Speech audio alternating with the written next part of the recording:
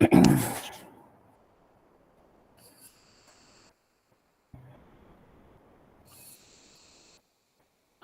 ಓಂ ಶ್ರೀ ಗುರುಭ್ಯೋ ನಮಃ. ಪರಮಗುರುಭ್ಯೋ ನಮಃ. ಶ್ರೀಮದಾನಂದತೀರ್ಥ ಭಗವತ್ಪಾದಾಚಾರ್ಯ ಗುರುಭ್ಯೋ ನಮಃ. ಭೂಷಾರತ್ನಂ ಭುವನವಲಯಸ್ಯ ಅಖಿಲ ಆಶ್ಚರ್ಯರತ್ನಂ ಲೀಲಾರತ್ನಂ ಜಲಧಿ ದುಹಿತರದೇವತಾ ಮೌಲಿರತ್ನಂ ಚಿಂತಾರತ್ನಂ ಜಗತಿ ಭಜತಾಂ ಸತ್ಸರೋಜದ್ಯುರತ್ನಂ ಕೌಸಲ್ಯಾಯ ಲಸತು ಮಮ ಹೃನ್ಮಂಡಲೇ ಪುತ್ರರತ್ನಂ ಭವತಿ ಯದನುಭಾವಾತ್ ಈಡಮೂಕೋಪಿ ವಾಗ್ಮಿ ಜಡಮತಿರಪಿ ಜಂತುರ್ಜಾಯತೆ ಪ್ರಾಜ್ಞಮೌಲಿ ಸಕಲವಚನಚೇತೋ ದೇವತಾ ಭಾರತೀ ಸಾ ಮಮ ವಚಸಿ ನಿಧತ್ತಾಂ ಸನ್ನಿಧಿಂ ಮಾನಸೇ ಚ. ಆಪಾದಮೌಲಿಪರ್ಯಂತಂ ಗುರುಣಾಂ ಆಕೃತಿಂ ಸ್ಮರೇತ್ ತೇನ ವಿಘ್ನಾಃ ಪ್ರಣಶ್ಯಂತಿ ಸಿದ್ಧ್ಯಂತಿ ಚ ಮನೋರಥಾಃ. ಎಲ್ಲರಿಗೂ ನಮಸ್ಕಾರ. ಈಗಾಗಲೇ ರಾಮಾಯಣದ ಚಿಂತನದ ಕಾರ್ಯಕ್ರಮದಲ್ಲಿ ಎರಡು ಪ್ರಧಾನವಾಗಿರ್ತಕ್ಕಂತಹ ಭಾಗಗಳಲ್ಲಿ ಅಧ್ಯಯನವನ್ನು ಮಾಡ್ತಾ ಇದ್ವಿ. ರಾಮಾಯಣದ ಬಾಲಕಾಂಡದ 5 ಶ್ಲೋಕಗಳ ಬಗ್ಗೆ ಅನ್ವಯ, ಪದಚ್ಛೇದ ಮತ್ತು ಆ ಶಬ್ದಗಳ ವೈಶಿಷ್ಟ್ಯ, ಈ ಎಲ್ಲ ವಿಚಾರಗಳನ್ನು ಒಂದು 2ನೆಯ ಪತ್ರಿಕೆಯಲ್ಲಿ ನಾವು ಓದ್ತಾ ಇದ್ವಿ. ಮೊದಲನೆಯ ಪತ್ರಿಕೆಯಲ್ಲಿ ಇಂಟ್ರೊಡಕ್ಷನ್ ಟು ರಾಮಾಯಣ ಅಂತ ಹೇಳಿ ರಾಮಾಯಣದ ಕುರಿತು ಪರಿಚಯಾತ್ಮಕವಾಗಿರ್ತಕ್ಕಂತಹ ಒಂದು ಚಿಂತನವನ್ನ ನಾವು ಮೊದಲನೇ ಪತ್ರಿಕೆಯಲ್ಲಿ ಅಧ್ಯಯನ ಮಾಡ್ತಾ ಇದ್ವಿ.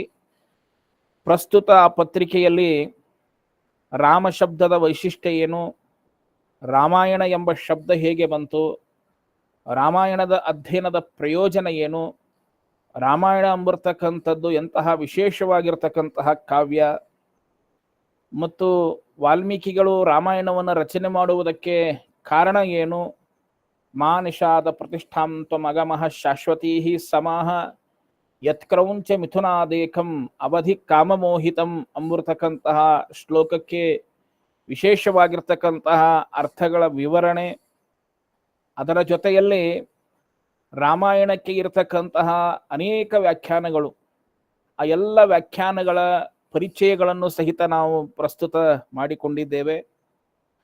ಅದಲ್ಲದೆ ಒಟ್ಟು ಎಷ್ಟು ರಾಮಾಯಣಗಳಿದೆ ಎಂಬರ್ತಕ್ಕಂಥದ್ದನ್ನು ಸಹಿತ ಈಗಾಗಲೇ ನಾನು ಒಂದು ಉಪನ್ಯಾಸದಲ್ಲಿ ಹೇಳಿರ್ತಕ್ಕಂಥದ್ದು, ತಾವೆಲ್ಲರೂ ಅದನ್ನು ಶ್ರವಣ ಮಾಡಿದ್ದೀರಿ ಅಂತ ನಾನು ತಿಳ್ಕೊಂಡಿದ್ದೇನೆ. ಆನಂದ ರಾಮಾಯಣ, ಯೋಗ ವಾಸಿಷ್ಠ ರಾಮಾಯಣ, ಸಾಕ್ಷಾತ್ ವಾಲ್ಮೀಕಿ ರಾಮಾಯಣ, ಶತಕೋಟಿ ವಿಸ್ತೀರ್ಣವಾಗಿರ್ತಕ್ಕಂತಹ ಮೂಲ ರಾಮಾಯಣ, ಹೀಗೆ ಎಲ್ಲ ವಿಶೇಷವಾಗಿರ್ತಕ್ಕಂತಹ ರಾಮಾಯಣದ ಕುರಿತು ಒಂದು ಪರಿಚಯಾತ್ಮಕವಾಗಿರ್ತಕ್ಕಂತಹ ವಿಚಾರವನ್ನು ಸಹಿತ ನಾನು ಪ್ರಸ್ತುತಪಡಿಸಿದ್ದೇನೆ.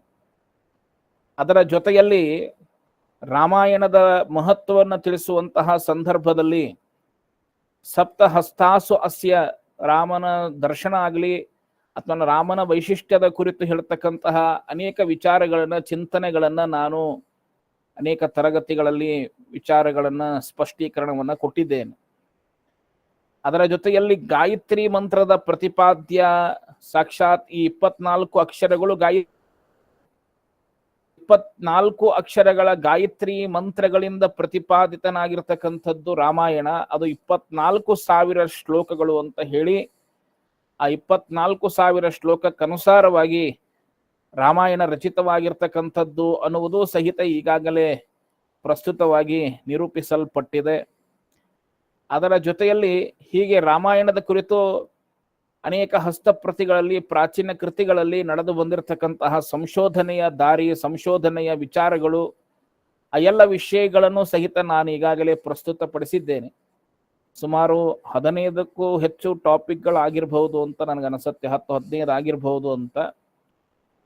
ಈಗ ರಾಮಾಯಣದಲ್ಲಿ ಬರತಕ್ಕಂತಹ ಕೆಲವು ಪಾತ್ರಗಳ ಚಿಂತನೆಯನ್ನ ಪ್ರಸ್ತುತ ಮಾಡುವುದಕ್ಕೆ ಪ್ರಯತ್ನವನ್ನ ಮಾಡೋಣ. ಪ್ರಾರಂಭದಲ್ಲಿ ರಾಮನ ಮಹಿಮೆಯನ್ನ ಈಗಾಗಲೇ ಬಾಲಕಾಂಡದ ಅನೇಕ ಶ್ಲೋಕಗಳಲ್ಲಿ ನಾವು ನೋಡ್ತಾ ಇದ್ದೇವೆ. ರಾಮನ ವೈಶಿಷ್ಟ್ಯ ಎಂಥದ್ದು ಅನ್ನುವುದು ಒಂದು ಕಡೆಗೆ. ಇಂತಹ ರಾಮನಿಗೆ ಜನ್ಮ ಕೊಟ್ಟಿರ್ತಕ್ಕಂತಹ ತಾಯಿ ಕೌಸಲ್ಯಾದೇವಿ, ಕೌಸಲ್ಯಾದೇವಿಯ ಕುರಿತು ಒಂದು ಪಾತ್ರದ ವೈಶಿಷ್ಟ್ಯವನ್ನ ತಿಳ್ಕೊಳ್ಳುವಂಥದ್ದು. ಯಾಕಂದ್ರೆ ಕೌಸಲ್ಯಾಯ ಲಸತು ಮಮ ಹೃನ್ಮಂಡಲೆ ಪುತ್ರರತ್ನಂ. ಕೌಸಲ್ಯ ಪುತ್ರ ಸಾಕ್ಷಾತ್ ಶ್ರೀರಾಮಚಂದ್ರ. ಹಾಗಾದ್ರೆ ಕೌಸಲ್ಯಾದೇವಿಯ ಮಹತ್ವ ಎಷ್ಟು? ಕೌಸಲ್ಯಾದೇವಿಯಂತಹ ಮಹಾನುಭಾವಳು, ರಾಮಚಂದ್ರನಂತಹ ಇವತ್ತೇನು ನಾವೆಲ್ಲರೂ ಕೊಂಡಾಡ್ತಾ ಇದ್ದೀವಿ ಮರ್ಯಾದಾ ಪುರುಷೋತ್ತಮ ಶ್ರೀ ರಾಮಚಂದ್ರ ದೇವರು ಅಂತ, ಅಂತಹ ಸಾಕ್ಷಾತ್ ಶ್ರೀ ರಾಮಚಂದ್ರನಿಗೆ ಜನ್ಮ ಕೊಟ್ಟಿರ್ತಕ್ಕಂತಹ ತಾಯಿ ಇಂತಹ ದೊಡ್ಡ ಸ್ಥಾನದಲ್ಲಿ ಇರತಕ್ಕಂಥವಳು. ಹಾಗಾದ್ರೆ ಆ ಸುಖ ಸಮೃದ್ಧಿಯನ್ನು ಅವರು ಪಡ್ಕೊಂಡ್ಲ, ಅಥವಾ ದಶರಥನಿಂದ ಅವಳಿಗೆ ಆ ಸುಖ ಎಲ್ಲ ಅವಳಿಗೆ ಪ್ರಾಪ್ತವಾಯಿತಾ? ಇತ್ತಂಚ ರಾಮನಿಂದಲೂ ಅವಳಿಗೆ ಆ ಸುಖ ಪ್ರಾಪ್ತವಾಯಿತಾ? ರಾಜಮಾತೆ ಆಗುವಂತಹ ಪ್ರಸಂಗ ಬಂದಿತ್ತು, ಆದರೆ ದಶರಥ ಕೊಟ್ಟ ಮಾತಿನಿಂದ ಅದೂ ಸಹಿತ ತಪ್ಪುವಂತಹ ಪ್ರಸಂಗ ಬಂತು. ಇತ್ತಂಚ ಇಕ್ಷಾಕು ವಂಶದಲ್ಲಿ ಬಂದಿರತಕ್ಕಂತಹ ಸಾಕ್ಷಾತ್ ಅಜಮಹಾರಾಜನ ಮಗನಾಗಿರ್ತಕ್ಕಂತಹ ದಶರಥ ಮಹಾರಾಜ, ಅಂತಹ ದಶರಥನ ಪಟ್ಟದ ರಾಣಿಯಾಗಿ ಪ್ರಧಾನ ಅಗ್ರಳಾಗಿರತಕ್ಕಂಥವಳು ಕೋಸಲ ದೇಶದ ರಾಜಕುಮಾರಿ. ಅಂತಹ ಸಾಕ್ಷಾತ್ ಕೌಸಲ್ಯೆ ಸಾಧ್ವಿ ಶಿರೋಮಣಿ. ಅವಳಲ್ಲಿರ್ತಕ್ಕಂಥ ಧರ್ಮ, ಶ್ರದ್ಧೆ, ಆಚಾರ ವಿಚಾರಗಳು ಇಷ್ಟೆಲ್ಲವೂ ಇದ್ದು ಸಹಿತ ಕೆಲವೊಂದನ್ನ ಅವಳ ಜೀವನದಲ್ಲಿ ಪಡ್ಕೊಳ್ಳಿಕ್ಕಾಯ್ತಾ ಅಥವಾ ಪಡ್ಕೊಳ್ಳಿಕ್ಕಾಗ್ಲಿಲ್ವಾ? ಏನು ಹಾಗಾದರೆ ಅವಳಲ್ಲಿ ಇರ್ತಕ್ಕಂತಹ ಒಳ್ಳೆತನವೇ ಅವಳಿಗೆ ಸಮಸ್ಯೆ ಆಯಿತಾ? ಅಥವಾ ಸವತಿಯ ಮಾತ್ಸರ್ಯದ ಅಡಿಯಲ್ಲಿ ಕೌಸಲ್ಯ ಎಲ್ಲವನ್ನೂ ಕಳೆದುಕೊಂಡ್ಲ? ಅಥವಾ ಮಾತನಾಡದೇ ಇರುವುದರಿಂದ, ಏನೂ ಮಾತನಾಡದೇ ಇರುವುದರಿಂದ, ತುಂಬಾ ಮೌನವಾಗಿರುವಂತಹ ಅವಳಲ್ಲಿ ವಿಶೇಷವಾಗಿರ್ತಕ್ಕಂತಹ ಒಂದು ಏನು ಸಮಾಧಾನ ಗುಣ ಇತ್ತೋ ಅದೇ ಅವಳಿಗೆ ಜೀವನದಲ್ಲಿ ಮುಳುವಾಯ್ತಾ? ಹೀಗೆ ಅನೇಕ ದೃಷ್ಟಿಯಿಂದ ನಾವು ಚಿಂತನೆಯನ್ನು ಮಾಡ್ತಾ ಹೋದಾಗ ಕೌಸಲ್ಯೆಯ ಮಹತ್ವ ಎಂಥದ್ದು ಅಂತ. ಯಾಕೆಂದ್ರೆ ಯಾವ ತಾಯಿಗೂ ತಾನೇ, ಯಾಕಂದ್ರೆ ತಾಯಿಗೆ ಮಕ್ಕಳು ವಿಶೇಷವಾಗಿನೇ ಇರತಕ್ಕಂಥದ್ದು. ಯಾಕಂದ್ರೆ ಮಕ್ಕಳು ಅಂತ ಅನಿಸ್ಕೊಳ್ಬೇಕಾದ್ರೆ ಈಗಾಗಲೇ ಹೇಳುವಂತಹ ಸಂದರ್ಭದಲ್ಲಿ ಮಕ್ಕಳು ಅಂತ ಅನಿಸ್ಕೊಳ್ಳುವಂತಹ ಪ್ರಸಂಗದಲ್ಲಿ ಜೀವತೋ ವಾಕ್ಯಕರಣಾತ್ ಪ್ರತ್ಯಬ್ಧಂ ಭೂರಿ ಭೋಜನಾತ್ ಗಯಾಯಾಮ್ ಪಿಂಡದಾರಂಚ ತ್ರಿಭಿಹಿ ಪುತ್ರಸ್ಯ ಪುತ್ರತ ಅಂತ ಕರೀತಾರೆ. ತಂದೆ ತಾಯಿ ಆಜ್ಞೆಯನ್ನ ಪರಿಪಾಲಿಸ್ತಕ್ಕಂಥದ್ದು, ಅದರ ಜೊತೆಯಲ್ಲಿ ಆ ತಂದೆ ತಾಯಿಗಳನ್ನು ಸರಿಯಾಗಿ ನೋಡ್ತಕ್ಕಂಥದ್ದು ಇದು ಮಗನಾಗಿರ್ತಕ್ಕಂಥವನ ಕರ್ತವ್ಯ. ಹೀಗಾಗಿ ತಾಯಿ ಆದವಳು ಸಹಿತ ತಾಯಿಯ ಸ್ಥಾನ ಜೀವನದಲ್ಲಿ ಬಹಳ ದೊಡ್ಡದು. ಅದಕ್ಕಾಗಿಯೇ ನಮ್ಮಲ್ಲಿ ವೇದಗಳು, ಪುರಾಣ, ಇತಿಹಾಸಗಳು ಎಲ್ಲವೂ ಸಹಿತ ಮೊದಲಿಗೆ ಮಾತೃದೇವೋಭವ ಪಿತೃದೇವೋಭವ ಅಂತ ಅನಂತರದಲ್ಲಿ ಹೇಳಿದ್ದು. ಮೊಟ್ಟ ಮೊದಲು ತಾಯಿಗೆ ನಮಸ್ಕಾರ ಅಂತ ಹೇಳ್ತಾರೆ. ತಾಯಿ ದೊಡ್ಡ ಸ್ಥಾನವನ್ನು ವಿಶೇಷವಾಗಿ ನಾವು ಕೊಟ್ಟಿರ್ತಕ್ಕಂಥದ್ದು. ಅಂತಹ ತಾಯಿಯ ಸ್ಥಾನದಲ್ಲಿ ಇರತಕ್ಕಂಥವಳು ಸಾಕ್ಷಾತ್ ಕೌಸಲ್ಯಾದೇವಿ. ಹಾಗಾದ್ರೆ ಜೀವನದಲ್ಲಿ ಏನ್ ಪಡ್ಕೊಂಡ್ಲು? ಅವಳಲ್ಲಿ ಒಂದು ಅದ್ಭುತವಾಗಿರ್ತಕ್ಕಂತಹ ಘನತೆ ಇತ್ತು, ಅವಳಲ್ಲಿ ಆ ವಿಶೇಷವಾಗಿರ್ತಕ್ಕಂತಹ ಗಾಂಭೀರ್ಯ ಇತ್ತು. ಅವಕಾಶ ಬಂದಾಗ ಮಾತ್ರ ಮಾತಾಡ್ತಾ ಇದ್ಲು, ಹೊರತಾಗಿ ಸುಮ್ನೆ ಮಾತನಾಡೋದು ಅವಳ ಒಂದು ನಡತೆ ಅಲ್ಲ. ಅಂತಹ ಸಾಧ್ವಿ ಅವಳು. ಅದಿಲ್ಲದೆ ಸದಾ ತನ್ನ ಧರ್ಮಾಚರಣೆಗೆ ಅನುಸಾರವಾಗಿ ಅನೇಕ ಋಷಿಮುನಿಗಳು, ಅನೇಕ ವಟುಗಳು ನಿರಂತರವಾಗಿ ಸಾಕ್ಷಾತ್ ಕೌಸಲ್ಯೆಯ ಅಂತಃಪುರದಲ್ಲಿ, ಕೌಸಲ್ಯ ವಿಶೇಷವಾಗಿರ್ತಕ್ಕಂತಹ ಅರಮನೆ ಅಂತ ನಾವೇನ್ ಕರಿತೀವಿ, ಆ ಅರಮನೆಯಲ್ಲಿ ನಿತ್ಯಲೂ ಸಹಿತ ಪೂಜೆ, ಪಾರಾಯಣ, ನಮಸ್ಕಾರಗಳು, ಈ ತರಹದ ಅನೇಕ ಚಿಂತನೆಗಳಲ್ಲಿ ವಿಶೇಷವಾಗಿ ಕೌಸಲ್ಯಾದೇವಿ ನಡೆಸಿಕೊಡ್ತಕ್ಕಂಥದ್ದು. ಹೀಗಾಗಿ ಅವಳ ವ್ಯಕ್ತಿತ್ವ ಬಹಳ ವಿಶೇಷವಾದದ್ದು. ಅವಳು ಮಾಡಿದ ವಿಶಿಷ್ಟವಾಗಿರ್ತಕ್ಕಂತಹ ಸತ್ಕರ್ಮಗಳಿಗೆ ನಾನು ಹೇಳ್ತೇನೆ, ಎಲ್ಲೇ ಒಂದು ಕಡೆಗೆ ಒಬ್ಬ ಶ್ರೇಷ್ಠನಾಗಿರ್ತಕ್ಕಂತಹ ಮಗ ಹುಡ್ತಾನೆ ಅಂತಾದ್ರೆ ಅದರ ಹಿಂದೆ ದೊಡ್ಡದಾಗಿರ್ತಕ್ಕಂತಹ ತಾಯಿ ತಂದೆಯ ಸಾಧನೆ ಬಹಳ ದೊಡ್ಡದಿರುತ್ತದೆ. ಅದಕ್ಕಾಗಿ ಹೇಳ್ತಾರೆ, ತಾಯಿ ಅಷ್ಟೆಲ್ಲ ಸಾಧನೆ ಮಾಡಿದ್ದಕ್ಕಾಗಿ ಅಂತಹ ಶ್ರೇಷ್ಠನಾಗಿರ್ತಕ್ಕಂತಹ ಮಗ ಜನಿಸಿದೇನು. ಈ ಎಲ್ಲಾ ಹಿನ್ನೆಲೆಯಲ್ಲಿ ನೋಡಿದಾಗ ಮತ್ತು ನಮ್ಮಲ್ಲಿ ಒಂದು ವಿಶೇಷವಾಗಿರ್ತಕ್ಕಂತಹ ಮಾತಿದೆ. ಏನು ಅಂದ್ರೆ, ಗಂಡು ಮಗು ಹುಟ್ಟಿದರೆ ತಾಯಿಯ ಗುಣವನ್ನ ಆ ಗಂಡು ಮಗುವಿನಲ್ಲಿ ನಾವು ನೋಡ್ತೇವೆ ಅಂತ.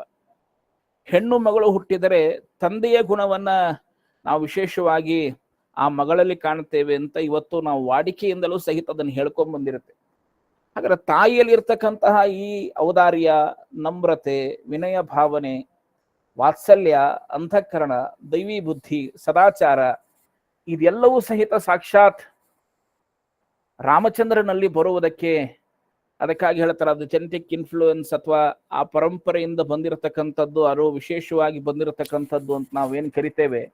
ಹಾಗೆ ರಾಮಚಂದ್ರನಲ್ಲಿ ಎಲ್ಲಾ ವಿಶೇಷವಾಗಿರ್ತಕ್ಕಂತಹ ಗುಣಗಳು ತಾಯಿಯ ಮೂಲಕವಾಗಿ ಬಂತೇನೋ ಅಂತ ಹೇಳಿ ಅನಿಸ್ತದೆ.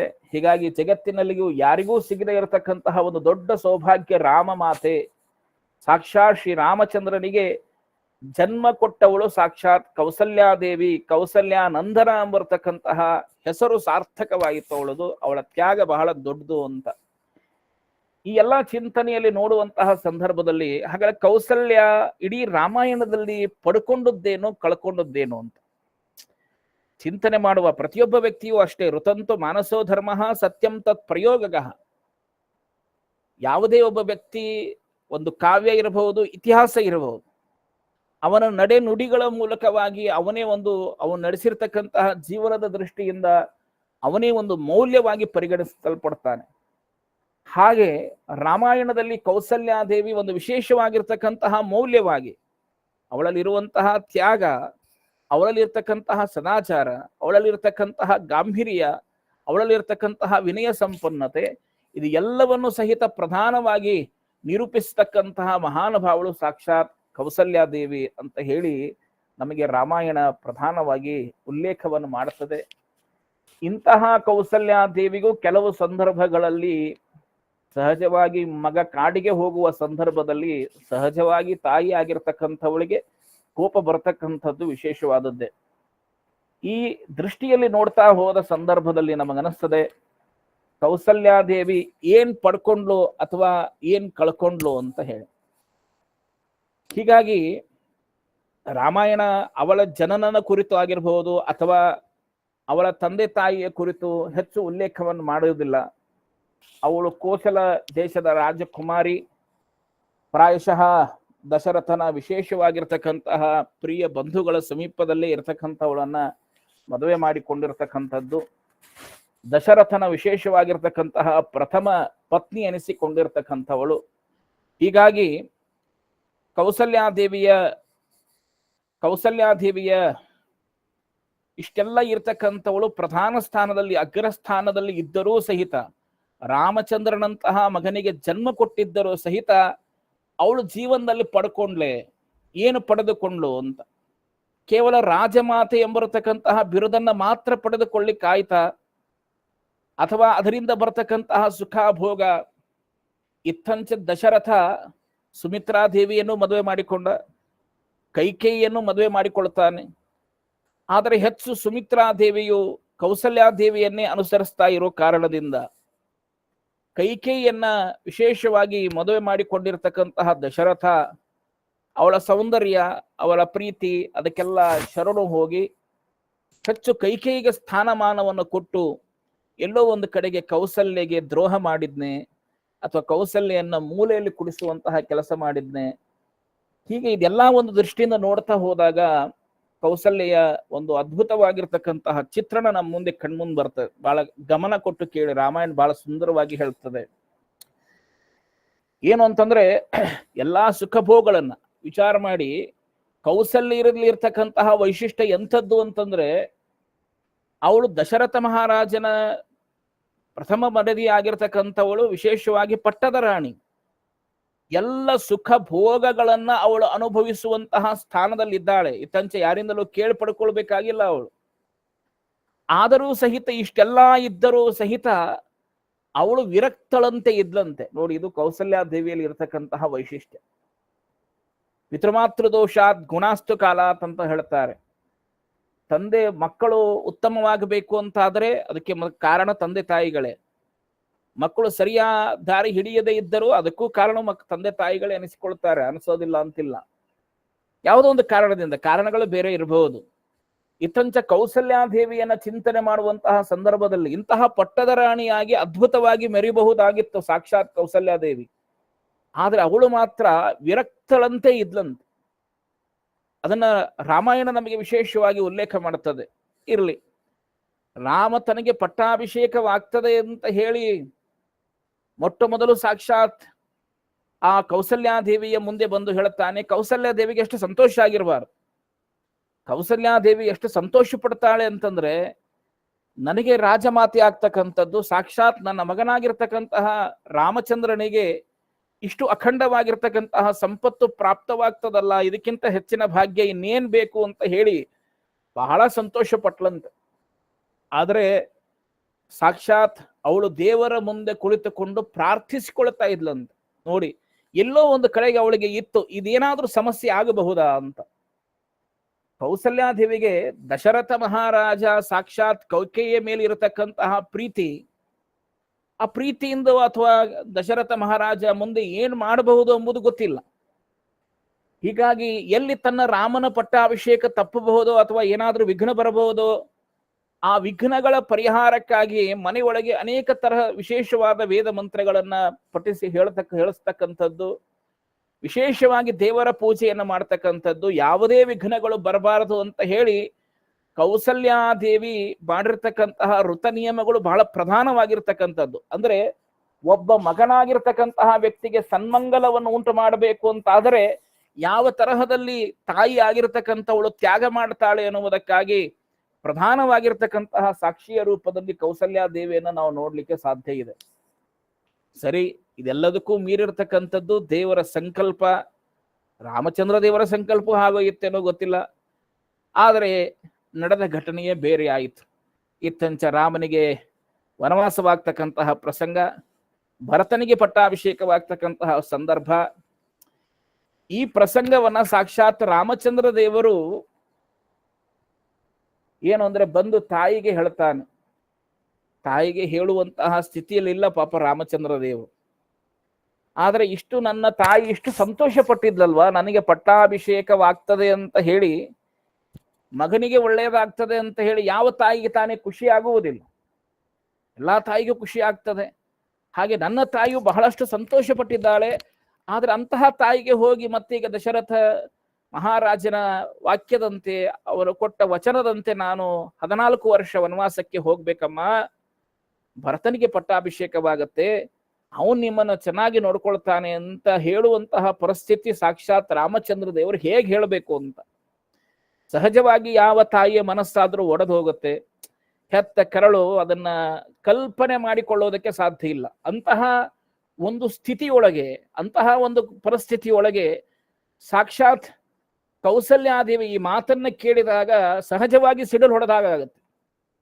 ಆ ಪರಿಸ್ಥಿತಿಯು ಸಾಕ್ಷಾತ್ ಕೌಸಲ್ಯಾದೇವಿಗೆ ಬಂದಿದೆ. ಈಗಾಗಲೇ ಸಾಕಷ್ಟು ಅವಮಾನಗಳನ್ನ, ಅಪಮಾನಗಳನ್ನ, ಕಷ್ಟಗಳನ್ನ, ನೋವುಗಳನ್ನ ಎಲ್ಲವೂ ಇದ್ದು ಏನೂ ಇಲ್ಲದೆ ಅನುಭವಿಸುವಂತಹ, ಕೇವಲ ಧರ್ಮದ ದೃಷ್ಟಿಯಿಂದ ಇರತಕ್ಕಂಥವಳು, ಕೇವಲ ಆಚಾರ ವಿಚಾರಗಳಿಂದ ಕೂಡಿಕೊಂಡು ವಿರಕ್ತಳಾಗಿರತಕ್ಕಂತಹ ಸಾಕ್ಷಾತ್ ಪಟ್ಟದರಾಣಿ ಕೊನೆಯಲ್ಲಿ ಸಿಕ್ಕಿರತಕ್ಕಂತಹ ಒಂದು ಆಶಾ, ಈ ರಾಜಮಾತೆ ಆಗ್ತಕ್ಕಂಥದ್ದು ಸಾಕ್ಷಾತ್ ರಾಮನನ್ನ ಮಗ ಪಟ್ಟಾಭಿಷಿಕ್ತನಾಗ್ತಾನ ಅನ್ನುವಂತಹ ಒಂದು ಸಂತೋಷಕ್ಕೋಸ್ಕರವಾಗಿ ಎಲ್ಲವನ್ನು ತ್ಯಾಗ ಮಾಡಿರ್ತಕ್ಕಂತಹ ಕೌಸಲ್ಯಗೆ ಕೊನೆಗೆ ತನ್ನ ಮಗ ತನ್ನ ಮುಂದೆ ಇರೋದಿಲ್ಲ, 14 ವರ್ಷ ವನವಾಸಕ್ಕೆ ಹೋಗ್ತಾನೆ, ಅವನಿಗೆ ಪಟ್ಟಾಭಿಷೇಕ ಇಲ್ಲ ಅನ್ನುವಂತಹ ಈ ಯಾವುದೋ ಒಂದು ಮೂಲೆಯಲ್ಲಿ ಸಣ್ಣದಾಗಿ ಹುಟ್ಟಿದ ಆಸೆಗೂ ದೊಡ್ಡ ಕೊಡ್ಲಿ ಬಿಡುತ್ತದೆ ಅಂತ ಹೇಳಿ ಅವಳೇನು ಸೂಕ್ಷ್ಮವಾಗಿ ಪರಿಗಣಿಸಿದ್ಲೋ ಗೊತ್ತಿಲ್ಲ, ಅದು ಸಹಜವಾಗಿ ಬಂದ್ಬಿಡ್ತು. ಇದನ್ನ ನೋಡಿದ ಕ್ಷಣ ಯಾರಿಗಾದ್ರೂ ಸಹಿತ ಕರಳು ಚಿರ್ರನ್ನತ್ತರಿ, ಆ ಮನಸ್ಸು ಬಹಳ ಕಷ್ಟದಿಂದ ಕೂಡ್ತದೆ. ಆವಾಗ ಅವಳ ಮುಖದಿಂದ ಕೆಲವು ವಾಕ್ಯಗಳು ಬರುತ್ತದೆ. ರಾಮಾಯಣ ಬಹಳ ಚಂದ ಉಲ್ಲೇಖ ಹೇಳುತ್ತದೆ. ಅವಳು ಒಂದು ಮಾತಂತಾಳೆ, ಯದಿ ಪುತ್ರ ನ ಜಾಯೇಥ ಮಮ ಶೋಕಾಯ ರಾಘವ ನಸ್ಮ ದುಃಖ ಮತೋಭೂಯ ಪಶ್ಯೇಯಂ ಅಹಮ ಪ್ರಜಾ ಏಕ ಏಭಿ ವಂದ್ಯಾಯಾಹ ಶೋಕೋ ಭವತಿ ಮಾನಸ ಅಪ್ರಜಾಸ್ಮೀತಿ ಸಂತಾಪೋ ನ ಹಿನ್ಯಃ ಪುತ್ರ ವಿದ್ಯತೆ ನ ದೃಷ್ಟಪೂರ್ವಂ ಕಲ್ಯಾಣಂ ಸುಖಂ ವಾ ಪತಿಪೌರುಷೇ ಅಪಿ ಚ ಪುತ್ರೇತು ಪಶ್ಯೇಯಂ ಇತಿ ರಾಮ ಆಸ್ಥಿತಂ ಮಯ. ಅದಕ್ಕೆ ಅವಳು ಹೇಳ್ತಾಳೆ, ಬಹೂನ್ಯಾ ಮನೋಜ್ಞಾನಿ ವಾಕ್ಯಾನಿ ಹೃದಯಚ್ಛಿದಾಂ ಅಹಂ ಶೋಷ್ಯೆ.